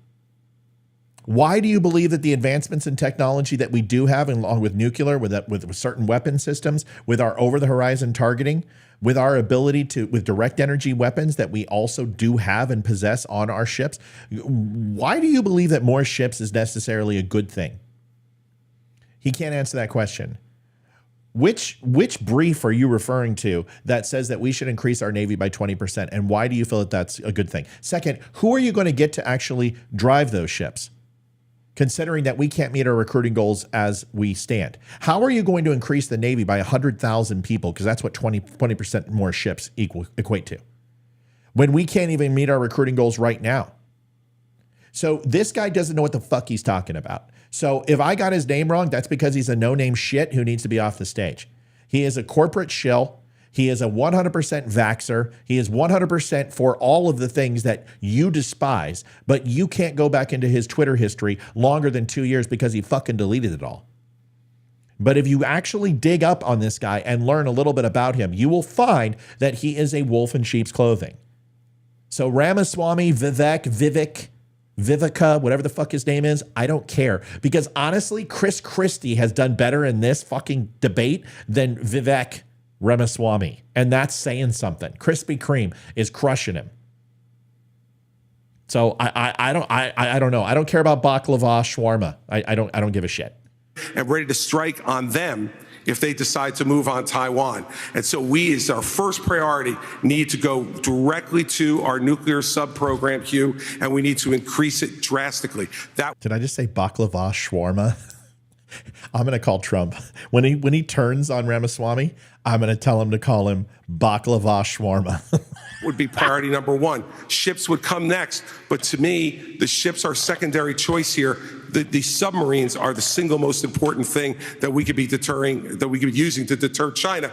But the other thing we could do to deter China is to let them know that the blood money they're spending for Russia in Ukraine right now will not be effective. That we send Putin home with his tail between his legs and make them understand that the same fate waits for them if they decide to move towards Taiwan with a more aggressive nuclear sub-program. We'll be able to make that threat real. Thank you, Governor. We're going to take a brief pause now, and we'll be back to the Republican presidential primary debate. Please stay tuned.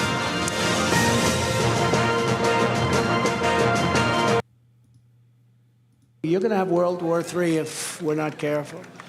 I was very honored, a very great head of a country, Viktor Orban, Hungary, very powerful. He fronts on both Russia and Ukraine, knows them both very well. He told me a lot of things, a great guy. But they asked him about 2 weeks. Sorry, I'm cussing tonight. I'm not happy about what happened last night in the Republican Party. I'm not happy with the way this whole thing is playing out. I'm tired and exhausted of the grab ass, listening to the Trump rallies where it's just this pie in the sky that everything's going to be okay. From Joe Biden saying that, Trump's responsible for all of this and, democracy is going to die. From people who are saying abortion is going to go away, that all your guns are going to be. Listen, we need to just take it down 1,000 notches. And we need to relax. We need to focus on the things that are truly important. Our pocketbooks. Are we safe at home? Is our water clean? These are the things I want to focus on. How's our border? Is fentanyl coming into the United States? What's our energy reserves look like? What is our ability to continue to manufacture enough weapon systems and ammunition to defend the United States? Or if we get in a multi-ocean conflict, can we sustain? These are the things I want to worry about. I don't care about a picture of the judge as he's naked in front of a gym mirror. Who gives a shit? I don't care about the 91 indictments against Donald Trump. I don't give a shit if Joe Biden fell down the stairs again. None of that matters to me. I care that there is a clear and present danger to this country. And for those who have never been overseas and for those who have never looked evil in the eye, it is never more rampant than it is today. And they have carte blanche because we have a divided country that believes that anything that the left says is complete and utter insanity, and anything that the right says is complete and utter Nazism and white supremacy. There is a little bit of truth in that from certain portions and certain sides of each party, but most of Americans, 90 to 92% of us, are grounded. We're based. We understand. We care about this country. We care about what happens. We may have different views on how to get there, but we don't believe this 8% to 6% batshit crazy left and right aisle type of stuff. I don't care if you don't like Chris Christie. Sure, you don't like Krispy Kreme. Fine. Ha, ha, ha. That's funny. You don't like Ron DeSanctimonious. Okay. You don't like Nikki Hotley. Great. You don't like Vivica Shawarma freaking baklava. But you know what? These are the people who've been chosen to represent the United States of America, and you better listen. You better pay attention, because I've been saying the same thing for 3 years. And guess what? I'm checking every box. Everything I said is coming true. So it's a lead, follow, or get out of the way. Either get your ass on my show and take over, or you need to listen to what I'm telling you. No, you don't need to. You don't have to. You don't have to listen to anything I say. But you come here for a reason. And you're a very select few. And I'm well aware of it. I don't talk to 2,000 people because people don't like the fact that I'm not only playing Trump or I'm not only playing a candidate they want. I want to hear as much as I can so I can make an educated decision. But guess what? I don't need to listen to Donald Trump tonight because I know what he's going to say. It's the same thing he's been saying for 7 years. Nothing's changed. Donald Trump is the Novocaine president. It's always consistent, and on the long enough timeline, it always works. So we know what he's going to bring. I want to hear what these people have to say, because these people are more than likely going to make up some of his cabinet, and you should care too. A free flow of information to the Chinese people from our social media companies, yet we just open the door and let them do what they're doing. TikTok should be banned because they are poisoning American minds, and I would do it week one. Thank you, Governor. I want to go to Governor DeSantis. Would you ban or force the sale of TikTok, regardless of whether or not China allowed American apps to operate in China? Yes, I think that China's the top threat we face. They've been very effective at infiltrating different parts of our society. So my policy on China and the Chinese Communist Party is very simple. We win, they lose. And in order to do that, it's not just military. It's economic, and it's cultural. And as the dad of a 6'5" and a 3-year-old, I'm concerned about the data that they're getting from our young people and what they're doing to pollute the minds of our young people. These kids get these devices and they have a mind of their own. And I know a lot of parents are looking, it's hard to even keep it out. China's obviously the most extreme, but this is happening with other things. So we are going to do that, and we are going to make sure to protect the American people. It's a full spectrum approach to be able to fend China off. Yes, military deterrence. Yes, economic decoupling, but also their role in our culture. If we ignore that, we're not going to be able to win the fight. Thank you, Governor. Ambassador Haley, speak to the parents out there. There are probably TikTok apps on half the phones in this auditorium. No, I'm going to speak to the fact that 2 people hit me and you didn't let me respond. So let's first talk. I was wondering if she was counting coup, because I'm sitting there like, wow, they going at, she's not responding. Well, you know what? That shows some patience. Everyone said that she was way too eager to get into it. She waited for her time, and let's see what she has to say. Talk about the fact that they want to talk about the Chinese land from 10 years ago. Yes, I brought a fiberglass company 10 years ago to South Carolina. But Ron, you are the chair of your economic development agency that as of last week said Florida is the ideal place for Chinese businesses. Not only that, you have a company that is manufacturer of Chinese military planes. You have it. They are expanding 2 training sites at 2 of your airports now, one which is 12 miles away from a naval base. Then you have another company that's expanding, and they were just invaded by the Department of Homeland Security. So mine was 10 years ago. You gave Yours them was stuff. 6 I months didn't ago. give them anything. What's your story? And I abolished that agency that she's talking about. about. No, Enterprise Florida, we Wait, abolished let him go, it, let and him of go. course we banned He China from scrubbed buying the land. website Not last exactly week. a Go great check. recruiting I pitch want if you're to, banning them from purchasing land scrubbed at the all. website So we've last stood up week. and Thank we've you, done the Ambassador right Haley. thing. So this is actually true. I was going to do a show on this yesterday. You can actually go back into archives and check websites that have been scrubbed for years. I mean, years, and identify what was on the site. She's absolutely right. He did. I already hit Haley earlier. I'm going to hit Ron DeSantis now. He's wrong. So they're gonna hit Haley because she's actually up in the polls. She is the only candidate, and here's the facts. You want the facts? Here's the facts. The only candidate through all three of these debates that has shown a net positive on her overall popularity with each debate.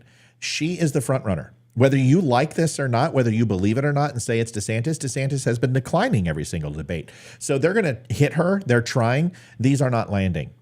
They're not landing. And you can go ahead and hit her for something 10 years ago. You sound like a Democrat. You sound like you're going through the trash and trying to pull up anything you can. Nikki Haley should never apologize for being a capitalist. I don't know why Ron DeSantis is ashamed of it. Florida. Mr. Ramaswamy, we've talked about this. You campaign on TikTok.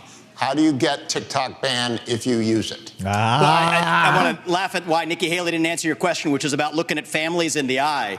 In the last debate, she made fun of me for actually joining TikTok while her own daughter was actually using the app for a long time. So you might want to take care of your family first. Leave my daughter. Oh, you fucking douchebag. Oh, like holy shit. My balls just went up in my throat. If anyone brought my child into a debate, I would fucking end them. I hope she takes, I hope the fucking claws come out, the teeth come out. So angry. Dude. Homeboy is cruising for a bruising with a vitamin pack punch. Hey, bold move by Flaky and Nutty Baklava. Let's see if it pays off. Out of your voice. Your adult daughter. The next generation of Americans are using it. And that's actually the point. You have her supporters propping her up. That's fine. Here's the truth. You're just the easy scum. answer is actually to say that we're just You're just scum. Ooh, damn. just going to ban one app. We got to go further. We have to ban any U.S. company actually transfer. Dude, compose it, put it back together. He just sunk himself again. You know what? I'm not going to dignify my remark. I just want to dignify it. You can't. You just got to let him sink himself. He is scum. He's a douchebag. I told you he would show his true colors. Bring U.S. data to the Chinese. Here's a story most people don't know. Airbnb hands over U.S. user data to the CCP. Now, that's a U.S.-owned. You know what she should say? This is the perfect response. Luckily, I'm not Will Smith. I'll let that one pass. You nail Democrats, you nail the celebrity bullshit, and you make him look small and insignificant, and you make him look like a bitch like Chris Rock. Luckily, I'm not Will Smith. I'm going to let that one pass. Would have been the perfect one-liner. Crushed him. Should have said it. Company. So this is the problem when you have Republicans that temporarily go the way the winds blow, and now it's popular to talk tough on China. When she was UN ambassador, called them literally, her words, not mine, our great friend. You can't be fair weather fans of the right policy. Get to the root cause. Even U.S. companies in every mother in America just switched their vote to her if they were for him. He done fucked up, Ron. Just let you know, every woman, if my wife heard that, holy shit, she would be back in this room and her energy level would be a 100. Watch this. Olivia! Hold on. Hey, Liv!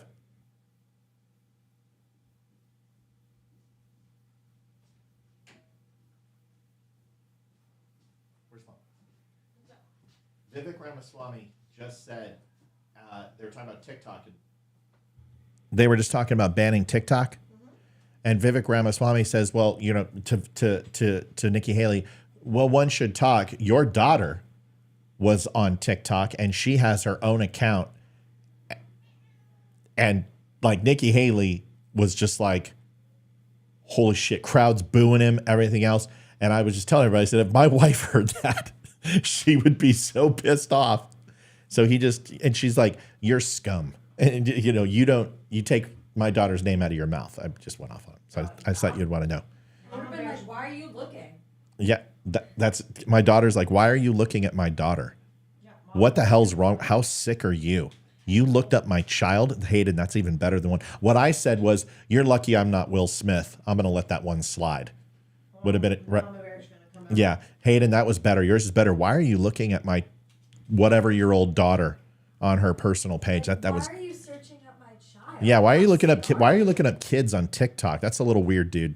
All right, love you guys. Thanks. In Silicon Valley are Go give it to Hayden. She's so good at that stuff. regularly doing it. Cut the virtue signaling. The fact of the matter is Democrats are on TikTok today. The only person, one of the few people who is putting up content the way the actual algorithms work, speaking for pro-Israel views or others, is Ambassador me. And I predict Haley, more Republicans will join it. But stop U.S. companies from turning over data to Chinese companies. That's the real Moderators answer, like not the virtue Kristen signal. don't get to respond to personal attacks, but you do. Thank you very much. You know, when he Oh, you just got you got the fucking liberal moderators on her side, you dumb shit. Vivek's such a douche plow. Like they're like, you know what, Miss Haley, you just go. You just go ahead and drive those attacks away. You've got carte blanche. Go, girl.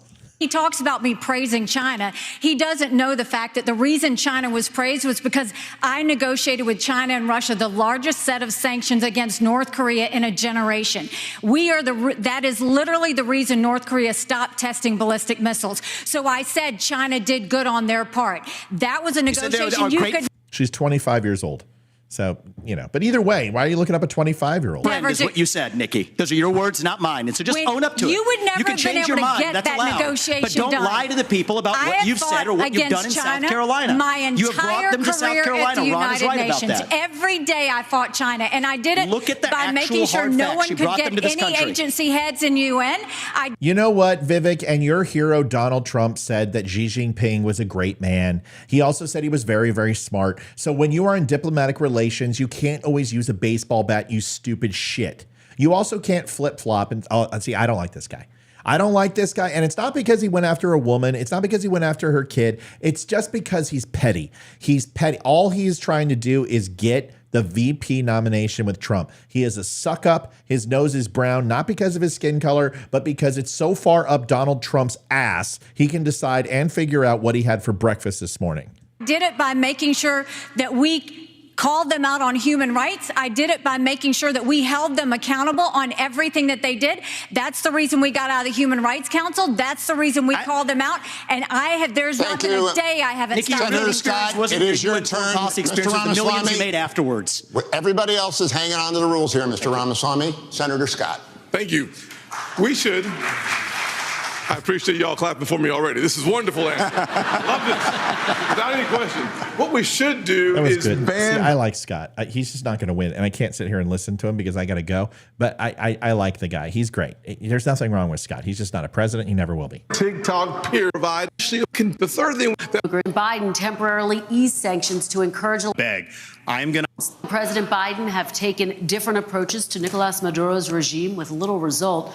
Former President Trump put economic pressure on Venezuela and backed one of Maduro's rivals. President Biden temporarily eased sanctions to encourage electoral reforms. Governor DeSantis, do you see the political situation in Venezuela as a threat to the United States, and what would your approach be? We should never rely on Venezuela for oil like Biden has had to go beg. I'm going to unleash all of America's energy potential. On day one, I'm taking all the Biden regulations, the Green New Deal, ripping it up and throwing it in the trash can where it belongs. We're going to lower your gas prices. We're going to create jobs. We're going to lower energy costs. But we're also going to be more energy independent and secure. We'll choose Midland over Moscow. We'll choose the Marcellus over the Mullahs. And we'll choose Bakken over Beijing. That is good. All right. And dirty oil, and Biden just in the hot sun holding that. I'm being told, and I know most that I have to get to the abortion comment, and that's why I'm being told, and then we're going to call it a night. You guys can listen to all this stuff on Rewind.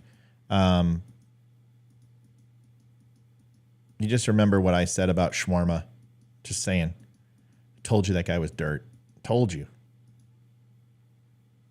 Middle class, but we have to stop this spending binge that's happening by Republicans and Democrats. There.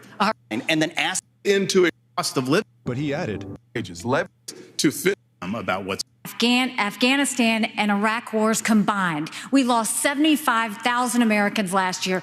Go to the source. It is the reason why we'll continue to say we will end all normal trade relations with China until they stop murdering Americans. The Northern Time. I'm pro-life. I don't judge. Becoming. We're short right here at home. Get serious about protecting this border. And then the other thing that the puck is going.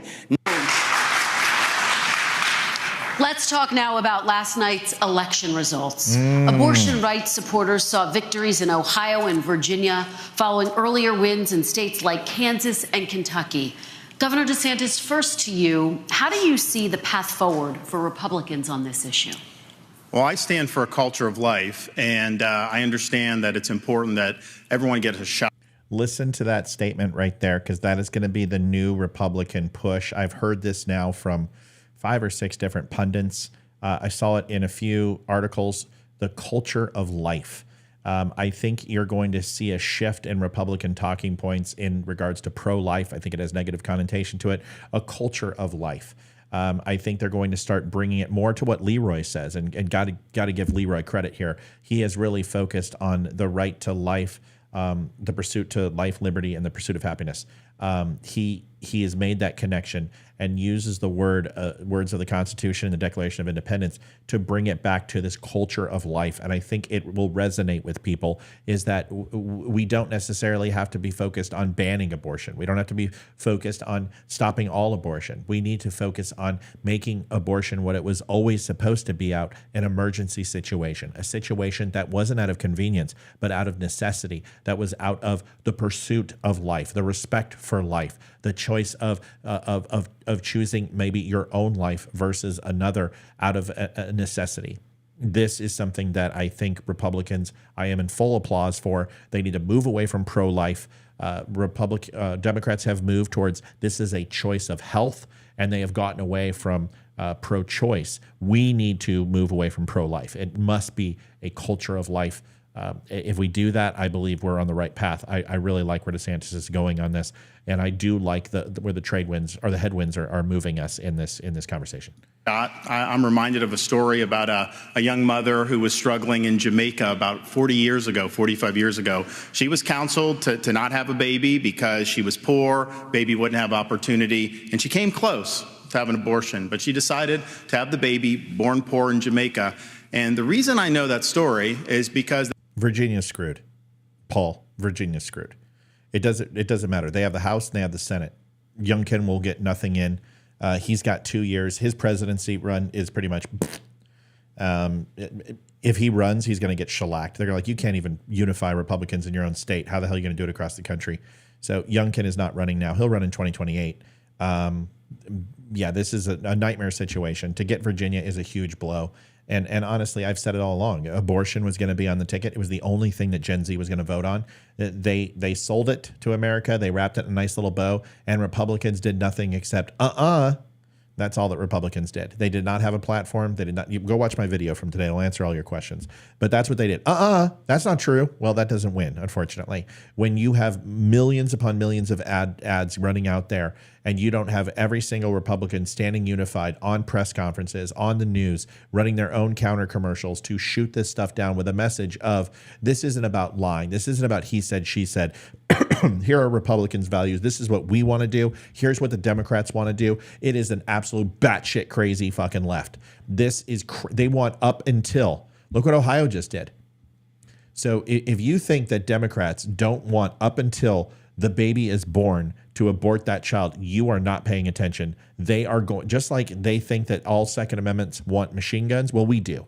We want unfettered access. They want unfettered access to abortion. And the fact that we couldn't litigate that case in front of the American people and win, it shows you how feckless and how horribly disconnected Republicans are to the populace and to the voting base. I told you this was going to happen. I told you this a year ago, and you guys were like, no, we're not moving on abortion. Abortion is this. It's the right to life, blah, blah, blah. We can't give them an inch. Guess what? This is what happens. And it's going to happen in 2024. We are going to lose, and we're going to lose just magnificently unless we make the shift now. And I like that DeSantis is doing it. We'll see what everyone else says. That baby girl ended up... Just listen to those words, culture of life, culture of life, culture of life. Emigrating to the state of Florida, becoming a lawyer and a judge, and I appointed her to the Florida Supreme Court in August of 2022. We're better off when everybody counts. We're better off when we can promote a culture of life. At the same time, I understand that if you some are of on the these states Spreely network, we're about to go dark on Spreely. I'm not going to take another 30 minutes because I'm not going to be here that long. You can always head over to Rumble, Facebook, YouTube, Twitter. We are there on all channels. Soon Instagram, the way things are growing over there. But do apologize on Spreely. I don't want to take another person's channel if they're on. So if you are on Spreely, come on over and see us. And we are on all those other channels too for a few more minutes. Doing it a little bit different. Texas is not going to do it the same as New Hampshire. Iowa's not necessarily going to do it the same as Virginia. So you got to work from the bottom up. You got to do a better job on these referenda. I think of all the stuff that's happened to the pro-life cause, they have been caught flat-footed on these referenda, and they have been losing the referenda. A lot of the people who are voting for the referenda are Republicans who would. Dude, you just said referenda 7 times, DeSantis. Learn when to pop smoke. You don't have to take the full 2 minutes. You were fine. And now everything you just said has just been washed away. Let's hope Haley can button it up. You can't, dude, you're burying the lead, man. You just said the only thing people are hearing is referenda. I can't even remember culture of life, and I've heard it 16 times today. Referenda is all I know. Like, I'm like referendum, reference, referral, referee. I'm just using derivatives of the word ref and to try to fill in the time until you stop talking. Vote for a Republican candidate. So you got to understand how to do that. But let's just be clear. The Democrats have taken a position. They will not identify the point at which there should be any protection all the way up until birth. That is wrong, and we cannot stand for that. All right, Governor DeSantis, thank you. Ambassador Haley, let me have you weigh in. Former President Trump has consistently blamed the abortion issue and how Republican candidates have talked about it for their electoral losses. How do you see the path forward? You know, I've said it before. I think you have to be honest with the American people. This is. Okay, folks, listen. Ian makes a point. Ian's a longtime listener. It says, keep thinking everyone wants to abort right before birth isn't working. It's a choice. People should blah, blah, blah. That's what the Republicans did. They brought the choice back to the states. They gave the right to the people. The states are the people, not the federal government. So everyone, listen, we should have taken the win. When we got Roe versus Wade canceled and sent back to the states from a federal standpoint and brought it back to the states, we should have won and shut up. But no, that's not what we did. The Republicans use it as carte blanche to go ahead and create their own private wars against abortion and went ahead and started to try to ban abortion. They did. You have to understand that listen, the hornet's nest fell. You don't need to go poke it with a fucking stick. And that's what we did. And Republicans used it as their own personal vendetta for campaign funding and tried to go ahead and appease the churches and said, yeah, this unfortunately is about 17% of the overall U.S. believes that abortion should be banned. The rest of them don't. It was a horrible decision. It was a horrible thing. And if the Republicans had any leadership, they would have put a kibosh on it, but they didn't. This was a stupid mistake. We got 12 months to fix it. Roe v. Wade was the right choice. Going and deciding to go ahead and lobbying against what the constituents want. I don't care if abortion's popular or not. I don't care if it's unpopular or not. It is a kiss of death for all Republicans to go ahead and try to ban abortion. You don't have the votes. You don't have the popularity, and you're fucking up the party. Win the fights you can fight, or fight the fights you can win, not the fights that you want to. That's not what this is about. Roe v. Wade was a huge win for our country. The states that were for putting restrictions on birth are for it. But you're not going to do that in a sensitive area like Ohio and Virginia, where on the precipice, you're a purple state. That pushed it blue. It was stupid, dumb, bad move, naughty Republicans, dumb. Matt, the right to life is blah, blah, blah, blah, blah. Listen, I understand. I would love to save 67 million babies over the next 30, 40, 50 years. You're not going to. You're not going to get abortion banned across the United States. So let's focus on the 40 million we can save by putting restrictions and limits on it that make sense, that the people agree with legislation that makes sense, not doing full out bans. It doesn't make any sense. Start small. Let's save 40 million. Now you're going to get, now you have Ohio, which is unfettered access. Other states are going to follow. Stupid, dumb, bad Republicans, horrible policy. Let's listen to Nikki and then we're popping smoke. Is a personal issue for every woman and every man. I am unapologetic. Elaine. Yeah. I understand the comment. I just don't know if I really condone it. I don't think that's a good thing to say. And I think Facebook's going to clack you for that, by the way. So enjoy your suspension because Facebook's going to hit you on that. You can't say that shit on Facebook. So it's a lesson learned. I understand your frustration, but killing of children, no matter whether they're Democrat or Republican, it's bad. And a Christian, not that I'm too judgy because I'm not the most omnipotent of all Christians. In fact, I'm a pretty horrible Christian. I wouldn't even say that. That's pretty shitty. So enjoy your suspension. Pro-life, not because the Republican Party tells me to be, but because my husband Michael was adopted and I had trouble having both of my children. So I'm surrounded by blessings. Having said that, when you look post-Roe, a wrong was made right. They took it out of the hands of unelected justices and they put it in the hands of the people. And now we're seeing states vote. And what I'll tell you is, as much as I'm pro-life, I don't judge anyone for being pro-choice, and I don't want them to judge me for being pro-life. So when we're looking at this, there are some states that are going more on the pro-life side. I welcome that. There's some states that are going more on the pro-choice side. I wish that wasn't the case, but the people decided. But when it comes to the federal law, which is what's being debated here, be honest, it's going to take 60 Senate votes, a majority of the House, and a president to sign it. Yep. So no, we haven't had 60 Senate votes in over 100 years. We might have 45 pro-life senators. So no Republican president can ban abortions any more than a Democrat president can ban these state laws. So let's find consensus. Let's agree on how we can ban late-term abortions. Let's make sure we encourage adoptions and good quality adoptions. Let's make sure we make contraception accessible. Let's make sure that none of these state laws put a woman in jail or give her the death penalty for getting an abortion. Let's focus on how to save as many babies as we can and support as many moms as we can and stop the judgment. Ambassador. We don't need to divide America over this issue anymore. Thank you, Ambassador. You know what? There's only one candidate up there who's presidential, and I'm going to say it right now. I don't care. I've said it for 3 years that Nikki Haley is the only candidate that actually has the moxie and has the qualifications and actually has the disposition. If you don't like her, you just don't like women. I mean, do I have to be a liberal? I guess that's a total fucking liberal comment. And that is a fallacy that I just made. It's a fallacy argument. So I'm not really proud of myself for that, to be honest with you. In fact, I'm quite ashamed I just said that. So let me retract what I just said. If you're not for Haley, it doesn't mean you're a sexist. But can you please tell me why you're not? For 3 debates, she has crushed every debate. She's made some mistakes. There's no doubt. That answer is the best answer on pro-life, pro-choice that I've ever heard from any candidate in my history of listening to politics. And I've been doing this for 50 years.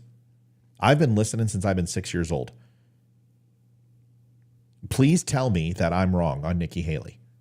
Because if you think she's a rhino, if you think she's a neocon, if you think she's bought and paid for by Soros, you're just making fucking excuses at this point. Because that's the best answer on abortion that I've ever heard. And why? Well, it's because what I've been fucking saying for how long? We have got to stop ostracizing people from joining the party. Folks, we're getting pretty slim pickings on who. We're basically the party of geriatrics and old white people. We have got to get with the times. We had to make a transfer in 1929. We lost Republican influence in politics till 1970, almost 50 fucking years, 40 years. Republicans were non-existent. We were non-existent in the Supreme Court. We were non-existent in the House and the legislature. It was democratically run. The New Deal that FDR put forward dominated politics until the 70s. Republicans became the party that got away from big government. And it's what we ran on. Well, we don't differentiate ourselves anymore. We're not different than the Democrats. We spend more. We love big government. We go ahead and don't get policy put through that we care about anymore. We don't have a party platform. This is what I said in the show. Go look at the show after this and go watch the show. Nikki Haley is the best candidate on that stage. Now, if you want to put Nikki Haley versus Donald Trump, that's a battle I want to see. I want to see that. I want to see Donald Trump and Nikki Haley go toe-to-toe. She may not be a president, and honestly, I don't think she's a presidential material at this point. I want to see her as VP. And if you want to stick her on that ticket on Trump, fine. Make him earn her. Make them go toe-to-toe and run against each other. DeSantis needs to drop the fuck out. Vivica needs to drop out. No more Scott, no more Christie. I either want to see DeSantis and Haley go toe-to-toe, but honestly, as of right now, You can't get to the ninth month mark with three candidates. You have got to get this down to two. It's got to be Trump and X Factor. But still, I have been waiting for years for someone to tell me why Nikki Haley isn't a good candidate, and you can't. You can't. I don't like her. I just don't like her for some reason. You know what? That's a Trump saying. Stop it.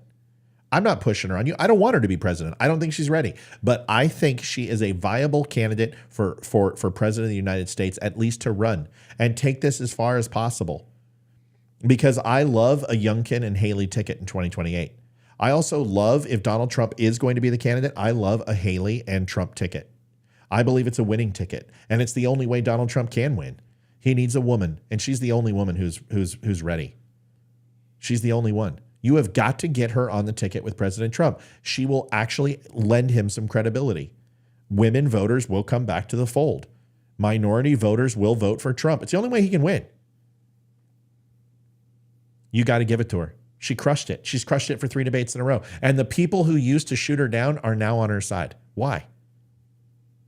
You got to embrace her, man. She's not a neocon. She's not a war hawk. She's just a woman, and she's a tough woman. And she's not a woman that normally brings the baggage. What she did tonight with Vivek, you're scum. That's pretty fucking strong. That's pretty Trump, don't you think? I want you to go and look at the amount of debates that have happened over this country and how many people, Donald Trump never called Hillary Clinton scum. That is a strong word. You just called that man scum. It's pretty strong. She's got some moxie. And yeah, I'm biased. I'm biased because I've told you she was a great candidate. I told you DeSantis was going to be able to get into this thing. I told you that he was going to get into this thing. And I told you it was either going to be a DeSantis Haley ticket or a Trump and Haley ticket. And right now, it looks like I'm right. Yet again.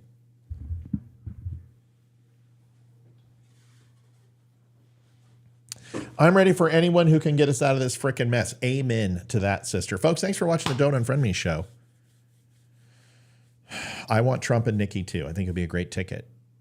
Trump did well tonight. I listened to what he had to say. It was enough. He's focused on Biden. He's starting to narrow his platform, and that's what he should do. He needs to focus on Biden and only Biden. That's his focus. That's the next 12 months. You let Nikki come in and you let her do the light work. You let her focus on the geopolitics. She's good at it. You let her focus on the woman's vote. You let her come in there and, dare I say, fill the role of Melania, because Melania doesn't seem like she wants to have anything to do with politics. And Ivanka doesn't want to do. So you need a woman's voice, and that's a good way to get it. You have a strong woman behind Trump. I want you to think about them on the stage, hand in hand, raising their hand at the RNC when the balloons come down. You have Melania in the back. You have her husband in uniform in the back. You have his kids in the back. It's a beautiful scene, and it's one that could work. Let's see what happens. Okay? All right, folks. I love it when you're right. Well, then you must love it because it's all the damn time. I'm sorry. I'm on a roll. I got to take it. Folks, thanks for watching the Don't Unfriend Me show. I want to thank Spreely TV for supporting us. I want to thank everybody. Go pick yourself up a cool shirt at the Don't Unfriend Me show. Tomorrow morning, Mike and I at 8 o'clock. We had a great show last time. We had 200 plus on. Come on by. Come say hi to us. We'll have a take. There's a lot of shit going on. Tonight was about the debate. Tomorrow will be about something new. Stop by the Don't Unfriend Me show. I want to thank Olivia for being on. I want to thank you for being on. Thank you for your support. God bless. And I will see you tomorrow morning at 8 a.m. Eastern Standard. It's going to be an interesting one. Olivia wants to play Diablo. I'm not getting sleep tonight. Good night, everybody. God bless. It's supposed to go to the other camera.